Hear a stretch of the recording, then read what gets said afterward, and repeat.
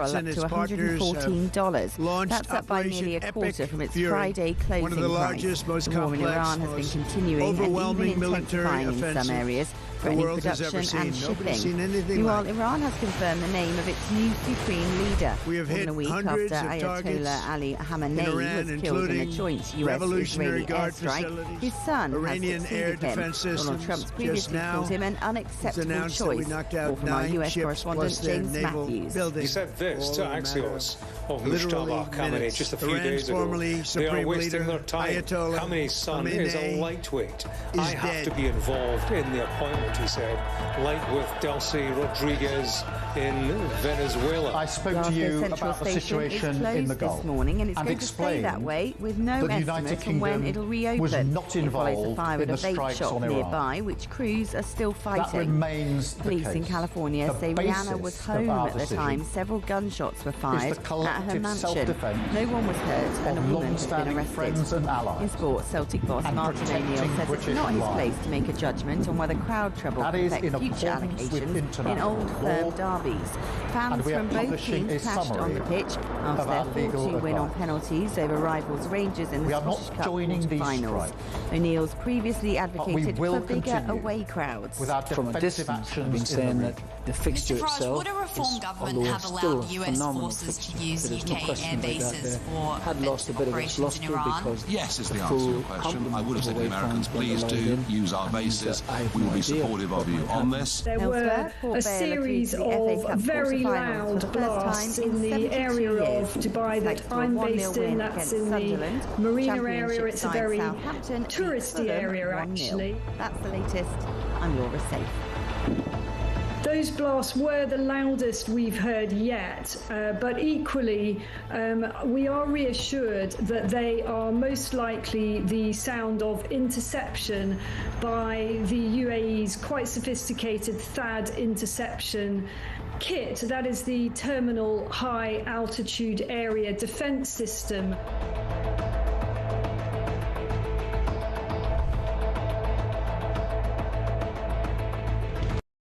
Across the UK. On DAB+, on YouTube, on the app, on your mobile, the home of common sense. This is Talk. The beating heart of current affairs conversation. The Jeremy Connell Breakfast Show. Hey, very good morning to you. Just gone 6 o'clock. It is Monday, the 9th of March. You would talk, of course, the home of common sense on the home of Alarm Clock Britain. Thank you for joining us. Listen, loads and loads again, but as ever on this show, 0344 499 1000. It's your telephone number. You can leave your voice note to Christian, who makes the first one today, 0344 499 1000. Text to 87222. Packed show today. Of course we're going to be talking about Iran, but we'll talk about the royals, we'll talk about the army, we'll talk about the price of oil. Not good. And we'll talk about how you shouldn't put your flag up because it doesn't go down well. But ladies and gentlemen, let's just start. As I was minding my own business on Saturday, the Donald did it again. I don't know if you saw this or heard it on Truth Social. This is what he put out at about 8 o'clock on Saturday morning. The United Kingdom, once our great ally, maybe the greatest of them all, is finally giving serious thought to sending 2 aircraft carriers to the Middle East. That's OK, Prime Minister Starmer. We don't want them any longer, we don't need them. But we will remember, we don't need people that join wars after we've already won. President Donald J. Trump. Now, Poppy Coburn is here. We're going to jump in straight away because she and I actually agree on this massively. Whether or not you feel you should have been in the first wave or you shouldn't, he had a view, Starmer, right? He had a view, like Corbyn had a view. And I would respect an ounce of this human being if he ever stuck to the view. Barbs from Donald Trump. He says, for the right of the British people, I'm not going. In fact, I think a poll over the weekend said the majority of Brits agree with him. But because he's completely incapable of, A, making a decision and sticking to it, he then crawls Front page of the Mail, Starmer's humbling phone call to Trump. Front page of the Express, incompetent Starmer is killing the special relationship. Because actually, Donald Trump, I suspect, is one of those people, if you stand up to, he's all right. But what happens over the weekend, Starmer makes a call and says, I know you called me a loser, but I'd like to send a ship now, and is it all right if... But can I just point out, by the way, the ship that he has offered, the aircraft carrier, this is really important, but I need to tell you this, man, OK? It's on advanced readiness, the HMS Prince of Wales, bearing in mind Dragon, the other one still hasn't left. But it can only go, the aircraft carrier, this sticks in my craw, with a French escort because it's undergoing maintenance and it might stall in the middle of the sea. So if we do send an aircraft carrier, which Trump doesn't want, it's not ready to actually go on its own and needs the French to look after us. Good morning, Poppy Coburn. It's like he's designed in a lab to be the most incompetent Prime Minister we could possibly have. I mean, as you say, we both agree. Yeah. I'm actually quite reticent to get involved in another Middle Eastern conflict following the direction of the Americans. And the reason that I'm saying this, and Poppy is saying this is day 10 today. This was supposed to be over in a heartbeat, right? It is going to drag on. That's a fact. This does not negate what we think about the Iranian regime. But we would both admire Starmer just an incy-wincy little bit if he had the balls to stick to something. Well, wars are always more complicated than the people who sat out on them realised. Just ask Vladimir Putin and his, 3-day special operation? Yeah. How's that going for him? But, again, it's if Starmer had just stuck to his guns, his metaphorical guns, and not used them. Of course. And none of them are ready, the real guns. And if he'd done his whole lawyerly thing and been like, look, it's not in international law, I can't do it. If he had just stuck to that, it would be less damaging. Yes. Then Trump is obviously going to be upset when you don't go along with what you've done. He wants you to do. Fine. He also is good with if you stand up to the man. Well, precisely. So he's trash talk Starmer. And Starmer's response to that should be, well, I wouldn't use that language, but we've got a difference of opinion. I'm representing Britain. It's not on our interests. Instead, what he does is he does this embarrassing, cloying deference to Trump, where he calls him up and goes, oh, I'm so sorry. And by the way, this is the reality of what this fantastic relationship between Starmer and Trump always was. I used to get so irritated when I was assured by people that Keir Starmer has a fantastic diplomatic hand over Donald Trump. It's because he's a pushover. I'd call him a pussy. Well, that's what he is. Remember that thing when they walked out first together? They always show this and talk. I don't care. I'm going to say it again. They walked out to announce something and Trump had his papers and Starmer stood there like a little sidekick. And the wind blew and the papers went on the floor. And he immediately is on his hands and knees around Donald Trump's feet going, oh, I'll pick them up for you. You and I are the same. Have an opinion and bloody well stick to it. Leadership is about having an opinion and sticking to it. And he doesn't and he won't. Nigel Farage, though, spent the weekend at Mar-a-Lago. We've got Sarah Pochin, the First Lady of Reform, on at 8 o'clock. I wonder what that was all about. But, yeah, you're right. I'll ring. I know you've called me a loser. I know you've called me, incompetent. I know you've said that I'm the worst Prime Minister, but I'm just going to ring you and crawl up your backside.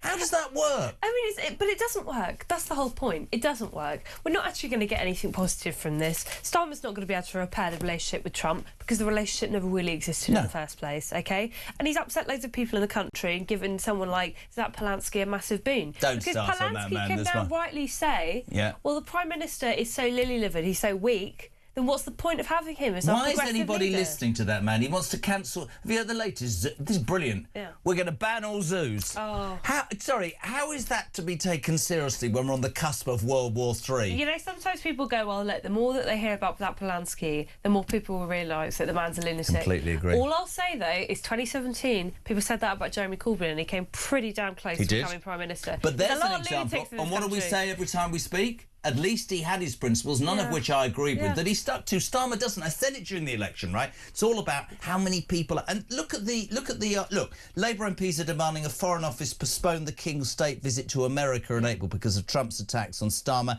and the UK's response to Iran. But he'll do that. He sat in the Oval Office. Oh, there's a letter from the King. Stand up and go, do you know what? I'm going to go to the monarch and say, I don't think it's a good thing. I'm sticking up for Britain. Yes.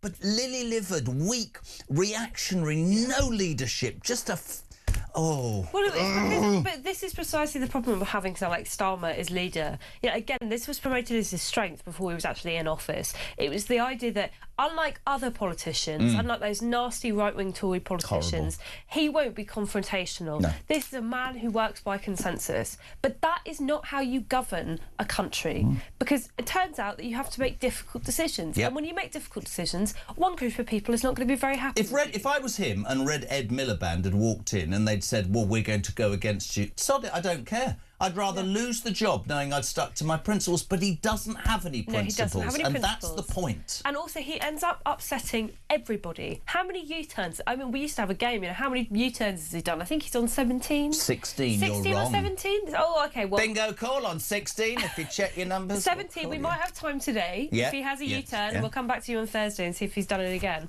But that's the point. If he just stuck to the stuff he said that are unnecessary. The problem is now everyone doesn't trust him when he comes out and says we need to do this policy that you're not going to like. Because you go, well, a week later, when there's a load of negative press coverage, you're going to go, oh, actually, I changed my mind. We're not going to do it after all. I love her. But it's true. And so, you know, we've said before about him, no leadership. And he rules by, it's all about, you know, what a focus group says or what an advisor says. Have some guts. Nobody ever led a nation, right, and didn't upset probably a lot of people most of the time. That's what leadership is about. And I don't care.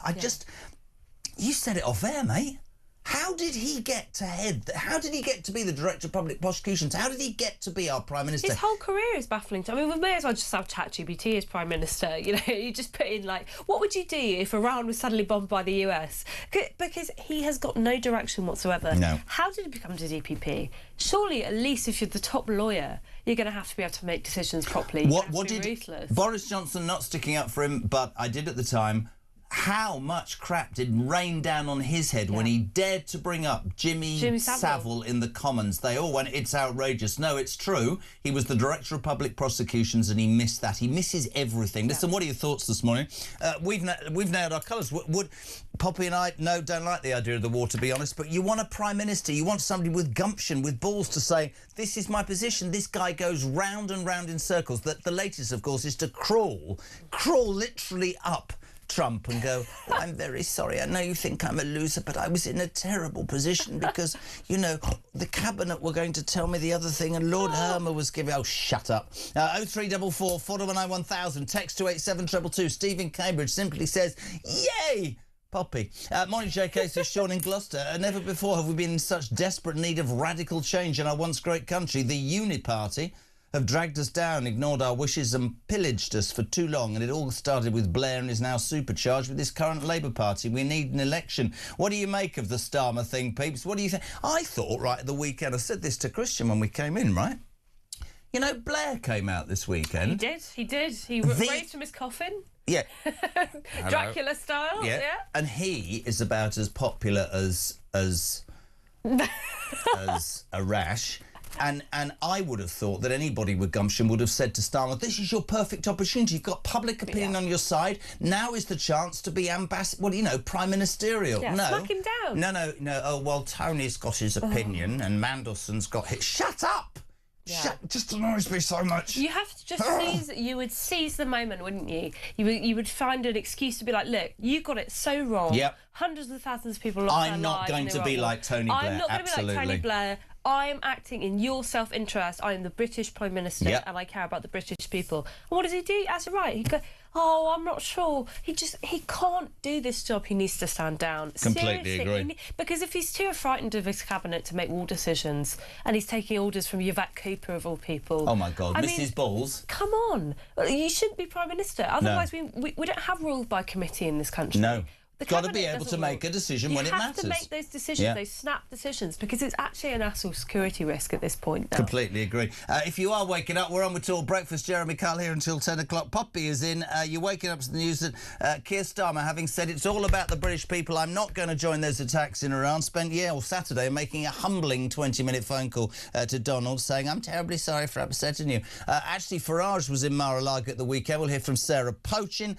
Labour MPs are so incensed by the Donald, they want to cancel the King's trip, but Starmer won't do that. The aircraft carrier that he wants to send and Trump doesn't want, HMS Prince of Wales, is knackered and can only get there with a French escort. It's being towed by the French, is it? Oh, my God. Roger from Wales, our aircraft carriers are probably suffering the same as the rest of Britain, full of potholes. But, ladies and gentlemen, I just want to warn you now, at 6:15 on Monday, the 9th of March, I'm about to read you a story that, quite simply, wherever you are, if you are not the first to respond, there's something wrong with you. I want to see Mark's face and Poppy's. Army chiefs, whilst the world is teetering on the edge of World War III, announced at the weekend that they're launching a review. I can't read this. Are you sure? Into whether male soldiers can wear makeup in combat. All serving soldiers have been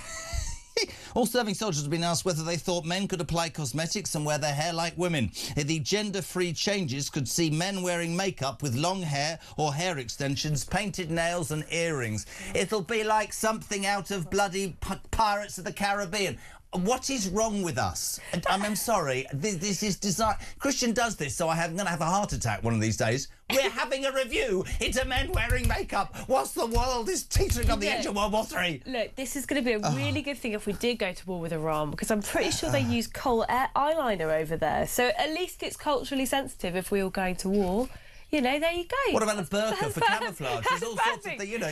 Yeah, we'll frighten them by showing a bit of leg, of course, the men. I mean, what? Seriously? This is a true story. It doesn't surprise me. The Army, the Navy, they are so infiltrated by this kind of public sector, ridiculous time-wasting exercises. They're actually worse than the civil service. Seriously. A friend of mine who used to work at the Telegraph, Stephen Edgington, he has done reporting on what's happening within the armed forces, and he's like, every other week they're forcing our soldiers, who are supposed to be our defence killing machines, into why you should wear stockings to work, and why you should get highlights in your hair. I'm sorry. It's just crazy. So can we go back? Sorry, can we go... This is the Army. You know, we talk on this show about the BBC and we talk about the civil service. The British Army, whilst we're on the cusp of this world going down the Kazi, are literally launching to do whether male soldiers can wear makeup. What do you do with that on a national radio show? What are you supposed to say? It's also, there's something a little bit... I'm getting it was International Women's Day yesterday. It's a little bit sexist, isn't it? Like, what women, they want to dress like women, so what they want to wear, their little curly earrings and put a little bit of makeup on. Don't shoot me. Like, what is this? What's that supposed to be about? Surely we don't expect women to wear makeup and earrings and have their hair primped and prime when they're going to go fight for our country. So why are men doing it as well? Grandad is dead, so you can't sue him. You say, join the Army, be a man, join the Navy, feel a man. But that's another story altogether. 617 0344 499 1000. Morning, Bo.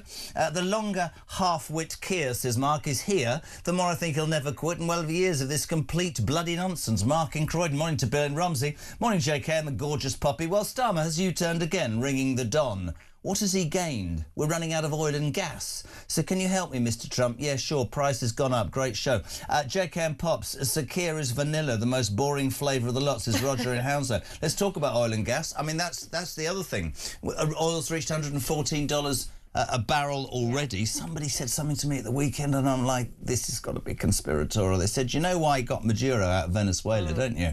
And got the oil of Venezuela because he knew what was coming. This is going to screw the Brits, isn't it? It is, massively. I mean, America is completely energy independent at the moment. It's producing an incredible amount of shale gas oil.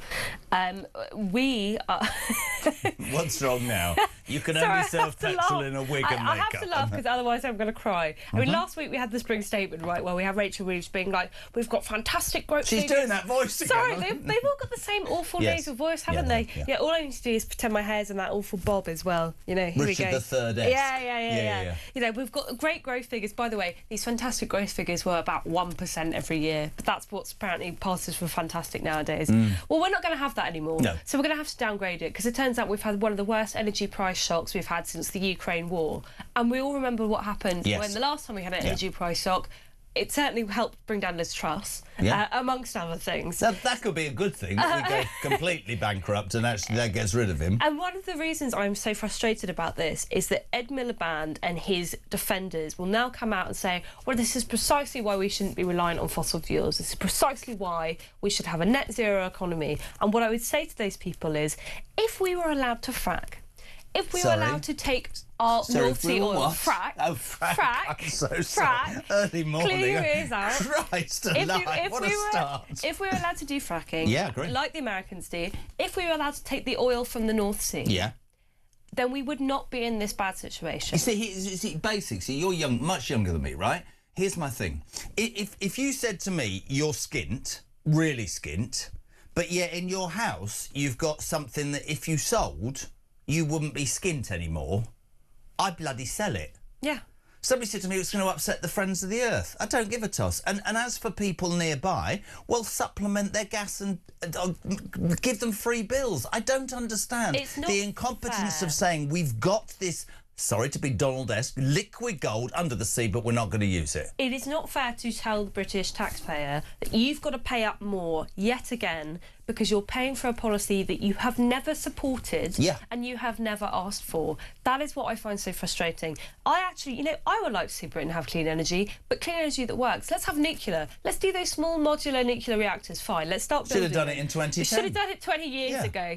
I'm completely happy with that. What I'm not happy with is people pretending that wind energy is going to be enough to make the country run. It is not. This is gone a bit wrong, but Bruce says, can you help me get on with my day by asking Poppy to say working people in her Starmer voice? Oh, God. OK, right, let me... Build up to it. Poppy Coburn, go. Right, let me hold my nose so it's really nasal. Yeah, go on then. Working people. Very good. How's Morning. That? Lovely. A bit like Squidward from SpongeBob there. No, pardon. Morning, Cindy. Hi, Jeremy. This is Cindy in Michigan. No, Starmer, no. What is going on and what kind of message are you trying to send? You're worried about makeup when we're in the middle of possible World War III? Are you mad? What is happening? I completely agree. She's an America listing. 621. What do you make of this madness? We've had a Prime Minister who says, I'm not going to war. Fine. But then I'm going to crawl up Donald Trump's backside. Weird. I've got an aircraft carrier, which Donald Trump doesn't want, but it's too knackered to send, so I've got the French to think. And by the way, while all of this is going on, the army chiefs are working out whether you can wear makeup. Stephen Lincoln says, JK, great shows ever. It ain't half hot, Mum comes to mind. What a load of old crap. They will be skipping to war hand in hand next. What's happened? Jeremy, Army, Navy, Police, we just need one more and then you can play the song YMCA, says Linda. Yay. Gary and Bolden, I can see the review into men wearing makeup is going to do absolute wonders for recruitment. You can see that, can't you? Sarah Bird says it's like Dad's army jazz. It is, right. Steve from Sheffield. Morning, JK and Pops. How incompetent is Starmer? The USA put out a video showing their might to the tune of the Macarena. Starmer put out a response with the backing track of Dire Straits and money for nothing. Just about sums up my government. Another Steve says, morning, Poppy, morning, Jez. Just being honest, I fear for this country in around 20 years' time, if it carries on the same as it is. These ideologically brainwashed 20-somethings will be in charge one day. Can you imagine the hell? Well, you're an ideologist. All I'll say, I'm an ideologically brainwashed 20-something, but in the right way. So don't worry. But some of us. You would worry. You would worry if you look about it. I speak do worry to my about the polling. Yeah. The bloody students. They're like, I don't understand the concept of half of it. To be fair, what I would say is, for my generation, they've had a really rough time of it, and I think they've been turned off of mainstream politics. And when they hear someone like Zach Polanski promise them the world, because they've seen the impossible happen. Yep. You know, the first... Yeah, I agree with it's that. really important. The first thing that happens when you become an adult, it politically sticks in your mind. For a lot of people, it's the fall of the Berlin Wall. It means they're optimistic about the future. For some people, it was 2008. It makes them kind of a bit more negative. For us, it was the COVID pandemic, which taught us that all the rules could be suspended and we could spend as much money as you possibly want if the government suddenly decides it's OK. I get you. That is why I think so many young people are falling for Polanski. That's my theory. But we need to call Polanski out. It's a nut job. Adrian, good morning. Morning, Jeremy. Morning, Poppy. It's Adrian from East Sussex. I find myself disagreeing with both of you this morning, which is fairly rare. With regard to Starmer and not wanting to get involved in this conflict with Iran, this is not Iraq. This is a very short-term, air only, no troops on the ground, letting the local people to get on with it, just providing the high-level support. So I don't see there's a problem, especially when Starmer himself is already dated, MI5 or military intelligence as well, have stopped at least 20 terrorist events, all sponsored by Iran, just this year. Adrian, I'm not disagreeing. I think the Ayatollah Khomeini and his son and the regime is disgusting. They've sponsored that. I'm not saying. What I'm saying to you is, Well, I'll be honest with you, right? I don't think we're in the right fit state of equipment or even logistically good enough to be involved. I think we should do what we can. The reason I said it is, and I take issue with you, mate, is it's day 10. He said this would be over in 2 days, and there is proof to say that this has happened before. And you know, look, other regimes have crumbled. They've just got the sun in, and I've been reading terrible things about weapons, and they're really... Are they being supplied by Russia? I don't know. Look, I'm not... The man deserved to die, and his country should be. It's not necessarily Iraq, but it's also not Venezuela. It's not a regime that has crumbled upon first contact, where you've taken out the leader and you've been able to put in an American proxy. Actually, the Iranian regime is quite a bit stronger than people would like to admit. Even if it has 20% of public support, that is enough for them to hold on. And I just think those air attacks are one thing, and obviously good that if they can help the Iranian people rise up, but there is no guarantee the Iranian people will rise up. That's the issue, Adrian. There's no sign or any promise that will happen. We'd all like it to happen. By the way, listen, stand by, peeps. It's 6:25. Afterwards, as we face an uncertain future, after the break, whilst Donald Trump and the rest of the world are concentrating on Iran, whilst they've brought in Khomeini's son, Keir Starmer's made a new TikTok. Honestly, I'm going to the toilet. Back in 3. Rise and shine. This is the Jeremy Kyle Breakfast Show on Talk.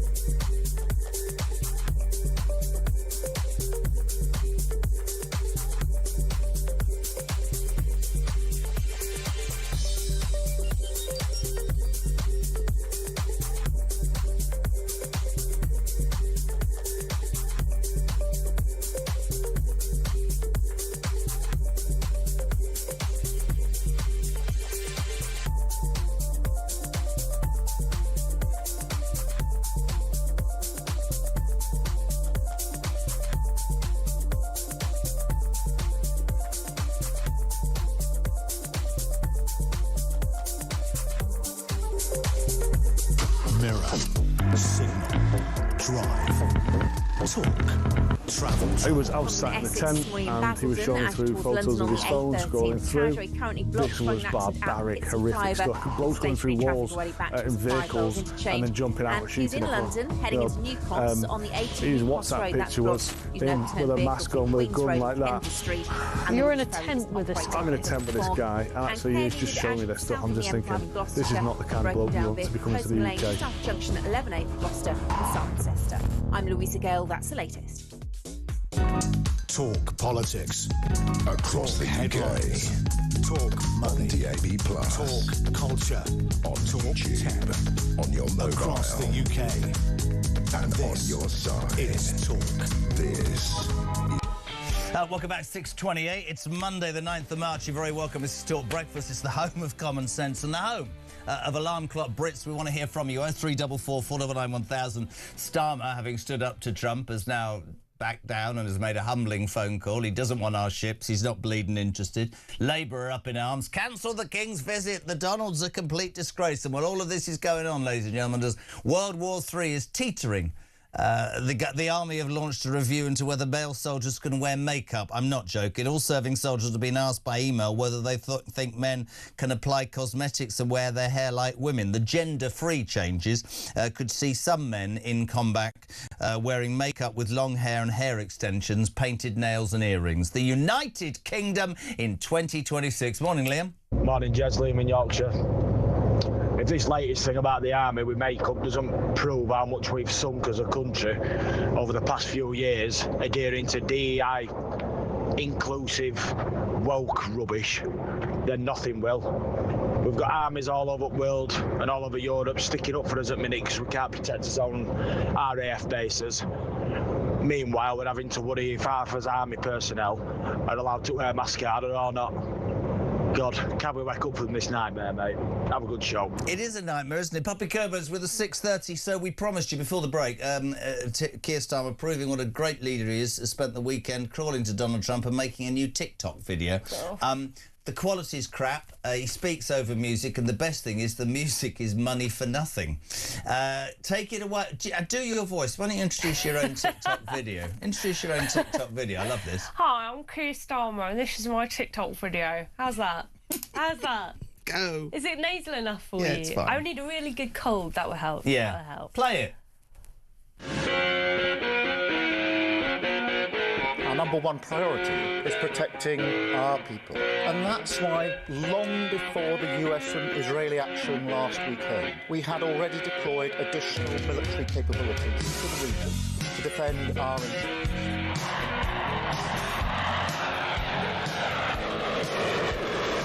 You. Seriously?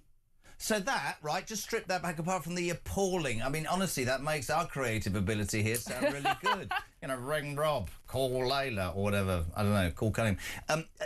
To me, that, again, if you strip that back from the aesthetics and all that, is him backtracking again, saying, before that, we already had ships, No, you didn't. You weren't prepared at all. The fleet was building up in the Gulf, and you did absolutely nothing. That sums him up to me, you see. It's always too little, too bleeding late. In the same way that I think Starmer's been designed in a lab to be the worst Prime Minister ever, I think his comms team are all taking the mickey out of him. I assume that they are producing this like awful content as a way to mock him, because there is no worse example of how awful Keir Starmer sounds than, you know, you've got your music video where you've got your fighter jets flying off, and then you have Keir Starmer with his very nasal voice and the kind of droning on at you.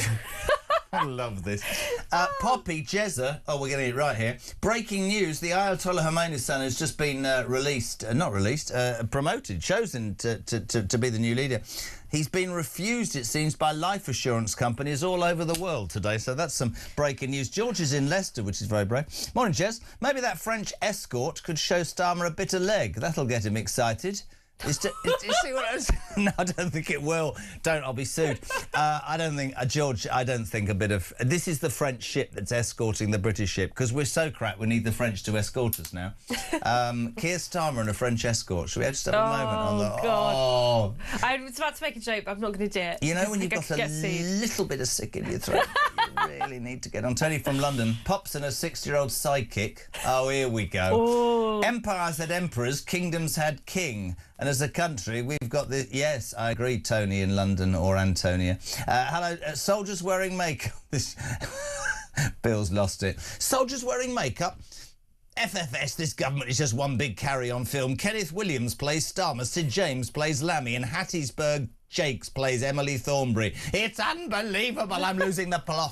0344 499 1000 for your voice notes or your calls. 87222 for your texts. Yesterday, Yvette Cooper, Mrs. Balls, he was obviously at home cooking the Sunday lunch. How many times have I seen that online? Mrs. Cooper, Yvette Cooper, the Foreign Secretary, says that he is her boss, Starmer, acting in the UK's best interest. Here we go. Oof. The US president has the responsibility to do what he thinks is right in the US national interest. The UK Prime Minister has the responsibility to do what he thinks is right in the UK's national interest. That means sometimes we will disagree. The world's worst Home Secretary ever, who didn't stop any boats, is now the Foreign Secretary, Yvette Cooper. Do you agree with her? No, I mean, again, sometimes I just think, is this really the calibre of politician we have dealing with these international crises? That's our Foreign Secretary. It is embarrassing enough that we have to deal with them in our country. The idea that other countries have to see these people and that they're our representatives makes my skin crawl. I mean, look, all I will say, though, is that it could have been David Lammy. It could have been David Lammy. So that's the only upside I can possibly think of. I saw something online the other day, which is a bit rude, but it said, I didn't get a chance to share it with you, I don't know if you've seen it. It went viral. It said, 7 years ago, Jeremy Kyle was sitting waiting for a lie detector result to see whether a gypsy had taken a poo in their own caravan. And 7 years later, he's interviewing top politicians. Never give up on your dreams. David Lammy's the same. Whatever you're doing this morning, it's a horribly cold morning. Your probably car hasn't started. You're knackered. You've had no sleep. The baby's been up. Whatever. It's all. You got no money. Just be inspired, because if David Lammy can become the Deputy Prime Minister of this country, do you not think we've all got a chance? Jesus. Stevie, good morning. Morning, Jeremy. Steve from Bassetlaw. Just on Keir Starmer and his inability to make a decision. Have you ever heard of that saying, a camel is a racehorse designed by committee? He takes so many opinions, we actually never get to complete anything. What we really need here is pace and speed and going in one direction. But he dibbles and dabbles, he dithers and delays. He's got two humps on his back. Maybe Keir Starmer is that camel. He's got two humps on his back. One's slightly left, one's far left. And they pushed him to the side, so he always keeps doing U-turns. Absolute camel, that man. Cheers. Camel? Yeah, he gives me the hump, that's fair enough. Jez, lad, says Chris Butler in Wallasey. He says, how much does a French escort cost, Jez? Can I have one? Because I'm on benefits, so it must be possible. Well, we can send you... This is all because we can't even send an aircraft carrier to the Gulf. Not that Trump wants it, but we're going to try and send HMS Prince of Wales, but it's in advanced readiness. Well, it's not. It's undergoing maintenance, so they're going to put it to sea with the French escort in case it breaks down. Honest to God, my dad would be turning in his grave. Louise, I'm in trouble. Shame on you, Mr. Carl, being so mean to Keir Starmer. He has provided breakfast clubs across the United Kingdom. And hasn't he told you? Hasn't he told you how many times now about the blooming breakfast club? What is a breakfast club? I think it's like they provide bread and cereals for you. Is this for kids? I mean, my mum was working. You know, she got up really early in the morning. Mine did, 5 o'clock. You know what we did? Me and my little sister, we managed to open a box of cereal, pour it into a bowl, put a bit of milk, add a spoon, and eat it ourselves. We managed to do that from quite a young age. I'm not really sure why we need breakfast clubs, but there you go. Maybe I'm mean. I have to be really careful on this because it's about that two-child cap benefit. I'm so strong on this, right? I don't think we as a society should be saying to the feckless, keep procreating and we'll pay for it, sorry. I actually think that if you have kids, you should pay for them yourselves. It really winds the hell out of me when I hear Labour politicians going, but we're trying to save all these children from poverty. Well, stop having them if you can't afford to look after them. Sorry, what's wrong with that? I'll tell you about people who are hard up. I know a lot of people who are trying to start families now or have started families, got young kids, and they are really, really struggling. Because no help. They are paying through the nose for their taxation policies. It's really hard to get childcare, particularly if you're still living in the city. And I think, why are these people having to give their money away to pay for other people's kids when they're not able to have the second, third or fourth child that they wanted, even though they're both working? I don't know, it's not fair. Yeah, I find it... How old are you, am I allowed to ask? I'm 25. I love it completely inspires me to think that you think like that, because I'm surrounded by kids of your age, and I don't mean that rudely, who go, oh no, why shouldn't you have 7 kids and be paid for it? I'll tell you why, because Mark got up at 3 o'clock this morning to pay his taxes to sit here for 10 hours. Same with Christian, same with you, same with me. It doesn't make sense. Pay your own way. Yeah, pay your own way. And the thing is, if we all decide to just stay home and take money, then the system's not going to work anymore. It relies on mugs like you and I who actually bother getting up in the morning and doing work. I've got to do this in a sec, but I have to say, Robert, nice to see Poppy doing her bit for Help the Aged this morning. That's nice, isn't it? That's lovely. Matt in Hove says, I think the French escort will get Starmer's pulse going. Oh. I've got absolutely no comment on that. Have you ever been to Croatia? Morning, Poppy and that old git Jezza. I'm gobsmacked about the military. I want my soldier, male or female, to scare the living daylights out of the enemy. I really don't want our military turned into a drag show. It's a joke. My gay daughter is laughing at the thought of it all, says Mary Canterbury. Brilliant. Kevin in Stafford. With British squaddies wearing high heels, it's time for ex-soldiers, sailors and airmen to replace them all. This is the story you're waking up to. Army chiefs have launched a review as we're on the cusp of World War III, peeps, into whether male soldiers can wear makeup. You know, you just said about this whole thing about, you know, the feckless sitting at home. I've got to do this. I've got to go to page 4 of the Mail. This is going to guarantee to... We've had makeup, we've had useless ships. 1 in 3 of the Whitehall blob, these are civil servants, has moaned about their workload, and barely half say they are proud to be a civil servant. They're overworked. That's why they have to be at home. Overworked. Civil servant. Sorry. I want to come in here and be happy. I want to talk about who won Crufts. Don't give a toss. It's the same thing. What a dog, yeah. Literally. What is... I know. I've told you before the story of having the worst flatmate I've ever had, and it was entirely because of her boyfriend, who we all thought was homeless. Turned out he was a civil servant, and he just never came into work. So what I would do is I'd come down in the morning, I'd put my shoes on, get my bag ready to rush into the office, and I'd look round and see the living room, and there he was, with his feet up on the sofa, watching television, with a nice cup of tea, clearly in no rush to get anywhere. And it was because he was a civil servant. So, yeah, I'm sorry, overworked. I've yet to meet an overworked civil servant. I'm sure they do exist. I don't think that's true. Can I say good morning to Pete? Hello, Pete. Well, good morning, Jezza.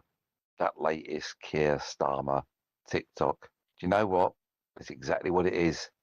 He's drowned out by the music. And the music, he needs to change his record, mate, and put a different record on. I would have really thought that over the weekend he'd have sat down after lunch and written out his resignation. But clearly, he's still that arrogant that he thinks he can hold on to power in his country. Well, he needs to go. His government needs to go, and the sooner, the better. Have a nice day, Jez. Yeah, I'm going to have a lovely day. 20 to 70344 499 1000 in reaction to this morning's news. And I have to say that Sean's got it right. He said, didn't Keith Stalin not so long ago say that we're on a war footing? In heels. 0344 499 1000 back in 3 with Kinsey Schofield live from LA. The University of Common Sense. This is Talk.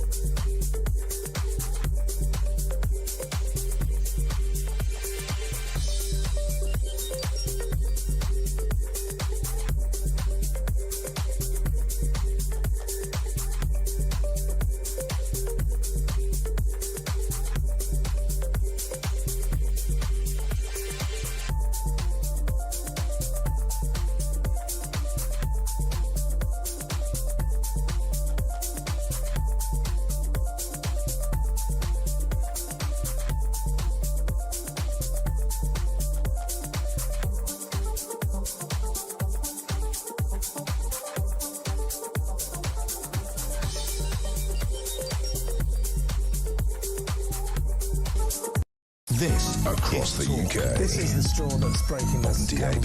Listen live on DAB+, online, on the app, or on your connected TV. We have huge questions that need to be answered. This is Talk.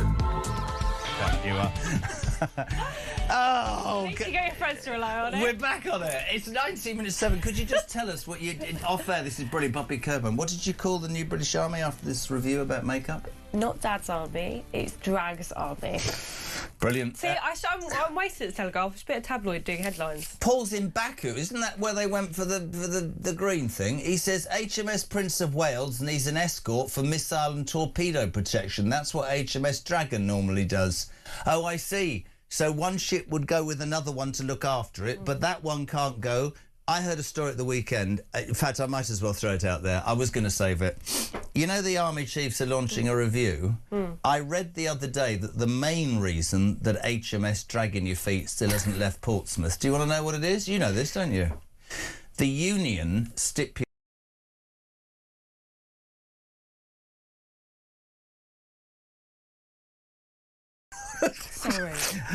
Sorry, we had to block that. It's true. No, don't worry about it, it's gone. But literally, don't look worried, it's fine. Literally, on Friday, they downed tools. We're going to war, and you think it's okay to do that. I wish you could have heard what Poppy... I'm sorry. It's frustration. No, I just slipped out. No, I don't blame you. I know. Morning, Jess. Will the HMS Dragon's name now be turned to HMS Drag Queen? It quite possibly could, right? It's almost 7:15. We're going live to LA because... the royal thing has popped up again. Kinsey Schofield, good morning. I know, and you sent me this long list of stories and not one mention of the fact that Meghan Markle lost her Netflix deal. Like, okay, all right. Are you joyously happy about the fact that she lost it? Could we start where we should continue? Your hair looks scrumptious this morning, Miss Schofield. Well, thank you, JK. Yeah, I'm not like excited about it. I just feel like it was on my 2026 bingo card, you know? Well, it's done well. Let's get straight to it. Massive calls over this side of the pond from Labour MPs to delay or cancel the King's state visit to America over the disrespectful Donald. Any news of that? That's what they're saying there. Labour MPs are saying, you can't go and see that horrible orange idiot, it's not fair. He's taken us into an illegal walk here. Tell him to do it. Of course, Starmer won't. He can't even tell anybody to tie his shoelaces up properly. But, yeah, thoughts over there?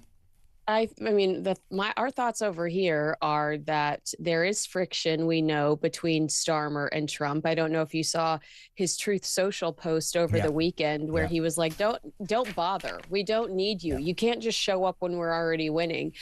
So I think that King Charles is Britain's secret weapon here when it comes to maintaining relationships between our two countries.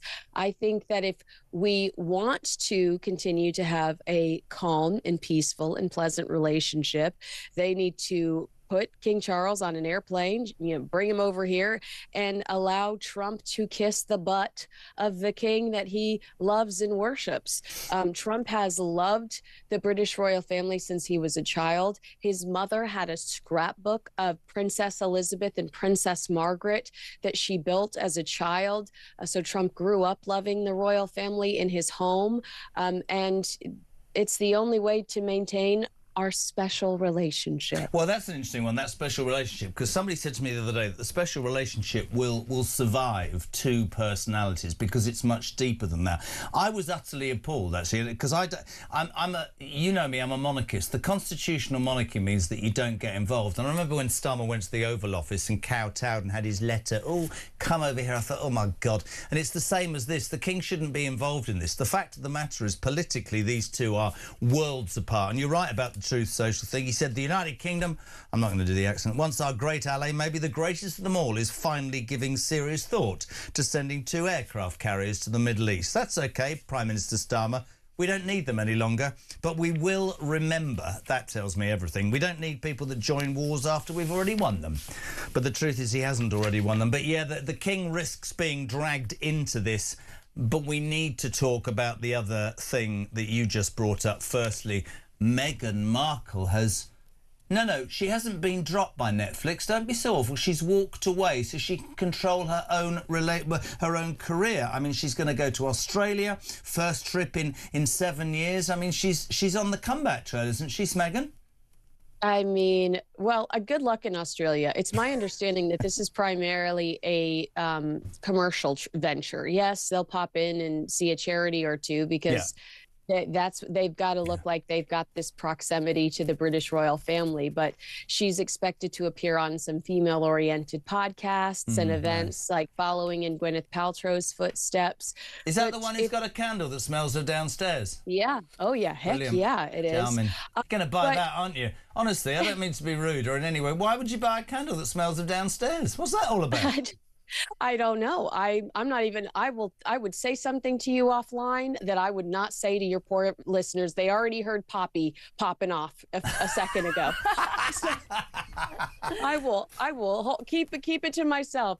But what I will say is their popularity in Australia, I think they've misjudged this because in 2018, they did have a great response. The reaction was incredible. And it was the catalyst for Harry and Meghan making demands for the first time as working members of the royal family and insisting that they needed to step out of William and Catherine's shadow. But as of late 2025, their popularity in Australia, all-time low. So I think a lot of people are going to react like with a little bit of morbid curiosity, sure, but mostly they're going to be like, what the heck are they doing here? I've got to be really honest, though. I was joking. I completely agree with you. And I'm going to read how stuck up and deranged this woman is. Meghan Markle has decided to cut ties with Netflix. No, you got fired. And this is her reason. After fearing that her jam brand was being held back by the channel. Imagine creating jam and going, oh, one of the biggest streamers in the world, Netflix, you're holding back my raspberry conserve. You really are, you horrible people. Ridiculous. Jesus. Yeah, it's being described here, this brand severance, these two parting ways as the kiss of death. saying, like, one expert here was talking about how it's just that nobody's going to trust working with her anymore because it's not just Netflix, it's Spotify. They referred to it as repeated breakdowns and how it leaves a repulsive scent in Hollywood. She carries a scent of high maintenance, disappointment, and that is a rat poison when executives are already gun shy, he said. So, no, I Does don't anybody think... like her, Kins? Does anybody get on with her, apart from her long-suffering ginger husband? I was going to say, I bet Harry does. I think her children probably are enamored by her. I'm sure she's a really great mom. But other than that, I don't know who truly likes this person. Let's move it on to the continuing fallout from Epstein. Over the weekend, couple more stories. Andrew pictured with a young woman on his lap. It's being called, was it Ironville? Operation Ironville over here, the investigation into him. He's not on bail. We said this last week. This has been floated by many people. There are lots of people who think that this man...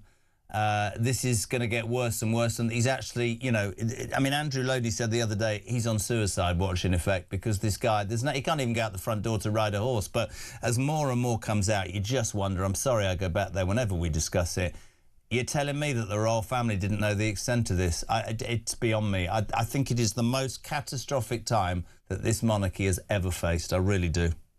I agree. And I think that that's why Commonwealth Day is so important, because this gives the king, you know, a way to remind us of that soft power that they have and how important they truly can be. I hate saying this to you, though, but I'm not, because you know what I feel. You know, I just don't know whether even that Commonwealth message is going to cut through or even mean to people, because I think they're looking at it through the prism of, how much did you know about the Epstein files? And that's a real fear, really.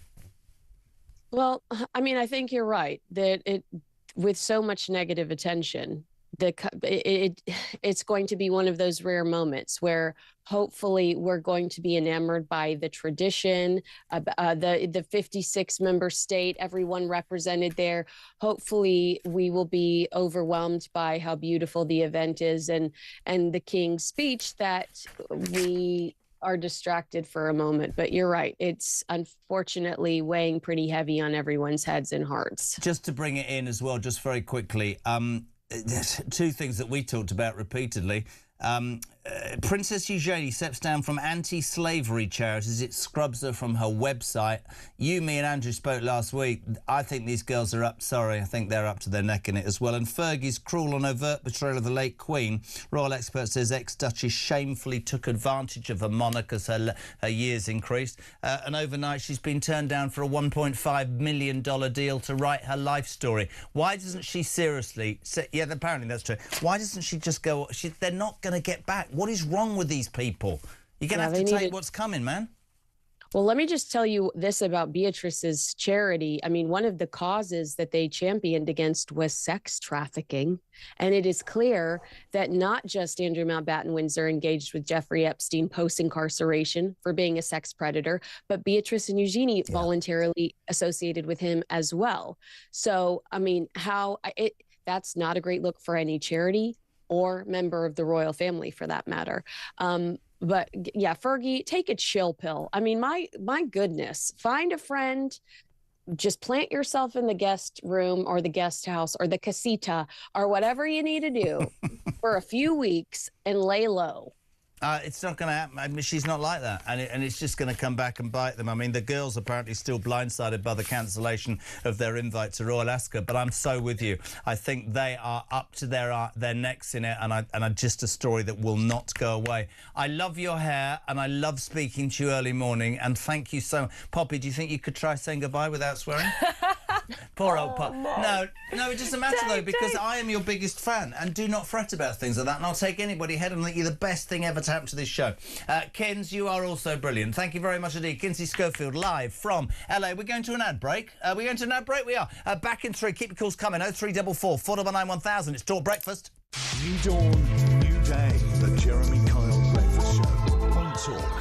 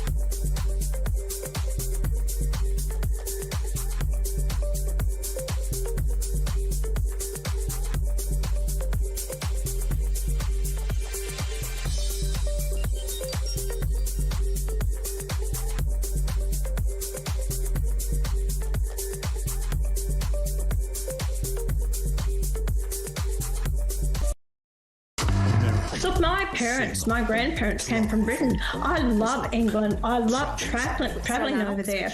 And I think it's a beautiful country, but I just don't want Australia to become the way that Britain has. How would you characterise the perception of Britain from Australia? What do you think is going so horribly wrong in Britain? I think there's no pride in flying the British flag. I think that people don't know who they are anymore. The amount of migrants who've led into the country, there's no pride for them ever to assimilate or become British. ScotRail at Glasgow Central.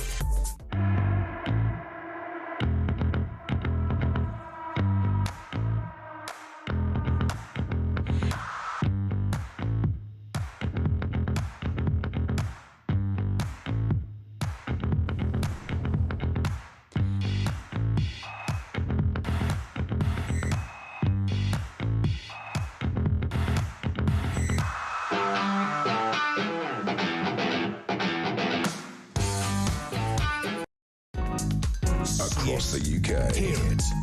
Talk on DAB Plus. Your national disputation verification on your station. Mobile. The home of and common on sense. your side. This is Talk. Welcome back, 5 to 7. Isabel Oakeshott after news at 7. Poppy Coburn until then. Can I just throw this at you before you go? You've been amazing. Flying English, Scottish and Union flags on streets has been linked to tools of hate in a leaked draft from our pathetic government's new social cohesion strategy department. It warns that the flags were used to exclude or intimidate, and that the extreme right has turned symbols of pride into tools of hate. It comes as the government, this is going to wind the hell out of you, has announced that it plans to appoint an anti-Muslim hostility czar. And Jeremy Kyle has a right to an opinion. I'm going to ask the question, where's the anti-Semitism czar then, eh? Can I just ask the question of who's ever actually been hurt by a flag? Genuinely. What, if it's fallen on their head? I mean, because it wouldn't really hurt, would it? No. It's a little bit of cloth. Last time I checked, we are in the United Kingdom, OK? So if you're flying the flag of the United Kingdom... it shouldn't cause any response. Well, if you are in any doubt that this government are liars and backtrack, because this was Yvette Cooper last year when she realised that actually the flag is really important to people. This is her on Good Morning Britain. Have a watch, have a listen. We actually have Union Jack bunting on our garden shed at the moment. I've got St George's flags, I've got St George's bunting, I've got the Yorkshire Rose bunting as well. I've got Union Jack flags and tablecloths. We've got the lot. I've even actually got some Yorkshire tea bunting, which is probably taking things a bit far. Arrest her. Arrest her now. It's lies. and then now that her government is saying that flags are exclude or intimidate, the extreme right has turned them into symbols of pride, into tools of hate. Why am I not allowed to fly my flag? Why can the Irish, the Scots and the Welsh? Why can the Palestinians? But I'm not allowed to. This is guaranteed to wind people up because it's absolutely appalling. The Labour Party always crack me up because they have this stage when they first get into government where they have to pretend that they don't hate the country. So they all do it through gritted teeth, where they go like, oh, and I sleep in my Union Jack pyjamas and I get into my Union Jack printed duvet and I have a lovely sleep and I dream about Britain. And it's like, we all know, we don't believe you. We all know you hate this country. Yeah. Just come out and say it, because a few months later they'll always come by and say, actually, if you fly at St George's Cross, that means you're evil and racist and you should be deported. So let's get this straight. What we've learnt this morning is that if you fly the flag, you're evil and racist, but the British Army, whilst World War III is about to happen, have got a review saying that all male soldiers can wear makeup with long hair extensions, painted nails and earrings. We've also learned that the ship that Starmer wants to send that Trump doesn't want can't get there on its own, so the French have to basically follow it there. Yeah. What's your sum up in the next 30 seconds about the state of this country and this government? Well, I said this off air. It's not Dad's army, it's drag army. So that's my... You said a lot off air this Hey! We love her. We love her. Poppy Coburn, thank you so much. She will be back on Thursday. It's my favourite paper reviewer, and we love having you on. Thank you very much indeed. 0344 499 1000. Text to 87222. As I said, Isabel Oakeshott live from Dubai. More carnage out there. We've got Brendan O'Neill and lots to come in the next hour. We'll go to the news. We'll say good morning, Dan. Morning, Jeremy. It's Dan from Kent. Unless you're the Labour government, anyone with a brain cell would realise what was going to happen in the Middle East. Just the sheer amount of military hardware that Donald Trump's put into the area. You could see what was going to happen. So any competent government would have ensured that we had our own military assets in the area to protect our territories, ensured that we had enough gas to topped up and oil. Oh no, not this government. They just stick their head in the sand, fingers crossed, and hope everything's going to be all right. And as it comes to military wearing makeup, the only makeup anyone in the military should be wearing is cam cream.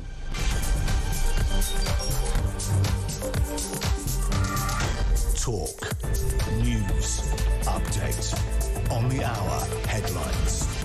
Good morning. Iran's announced that over the past 36 hours, the late Supreme Leader, the United States and its partners have launched Operation Epic Fury, one of the largest, most complex, most overwhelming military offensives the world has ever seen. Nobody's seen anything like it. Still unclear what he'll do in power. We really don't know. We have hit hundreds of targets in Iran, including Revolutionary Guard facilities, Iranian air defense systems. Just now, has announced that we knocked out 9 ships plus their naval building, all in a matter of literally minutes. Iran's formerly Supreme Leader, Ayatollah Khamenei, is dead. There was a major shock a little earlier. We had the largest one-day price increase in oil prices ever. I spoke to you about the situation in the Gulf and explained that the United Kingdom was not involved in the strikes on Iran. In other news, a fire at a vape shop near Glasgow Central Station is causing major disruption. Of our decision National Rail says it'll be closed is the collective self-defence of long-standing friends and allies. The NHS is pausing and protecting British lives. Hormones for 16 and 17-year-olds. That is in accordance with international law, and we are publishing a summary of our legal advice. We are not joining these strikes, patriotic renewal of but we will continue with our defensive actions in the region. Mr Farage, would a reform government have allowed US forces to use UK air bases for offensive operations in Iran? Yes is the answer to your question. I would have said to the Americans, please do use our bases.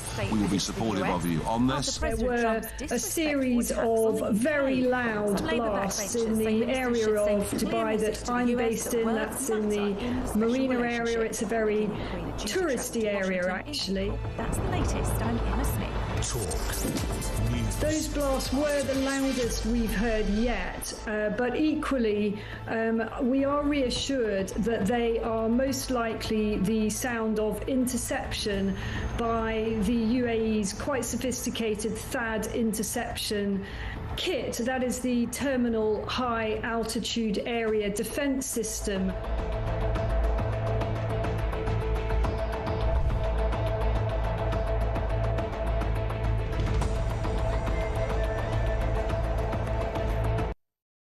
Across the UK.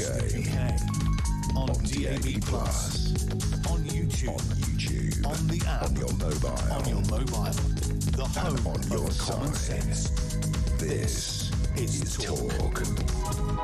Superior start to the news day. This is the Jeremy Kyle Breakfast Show.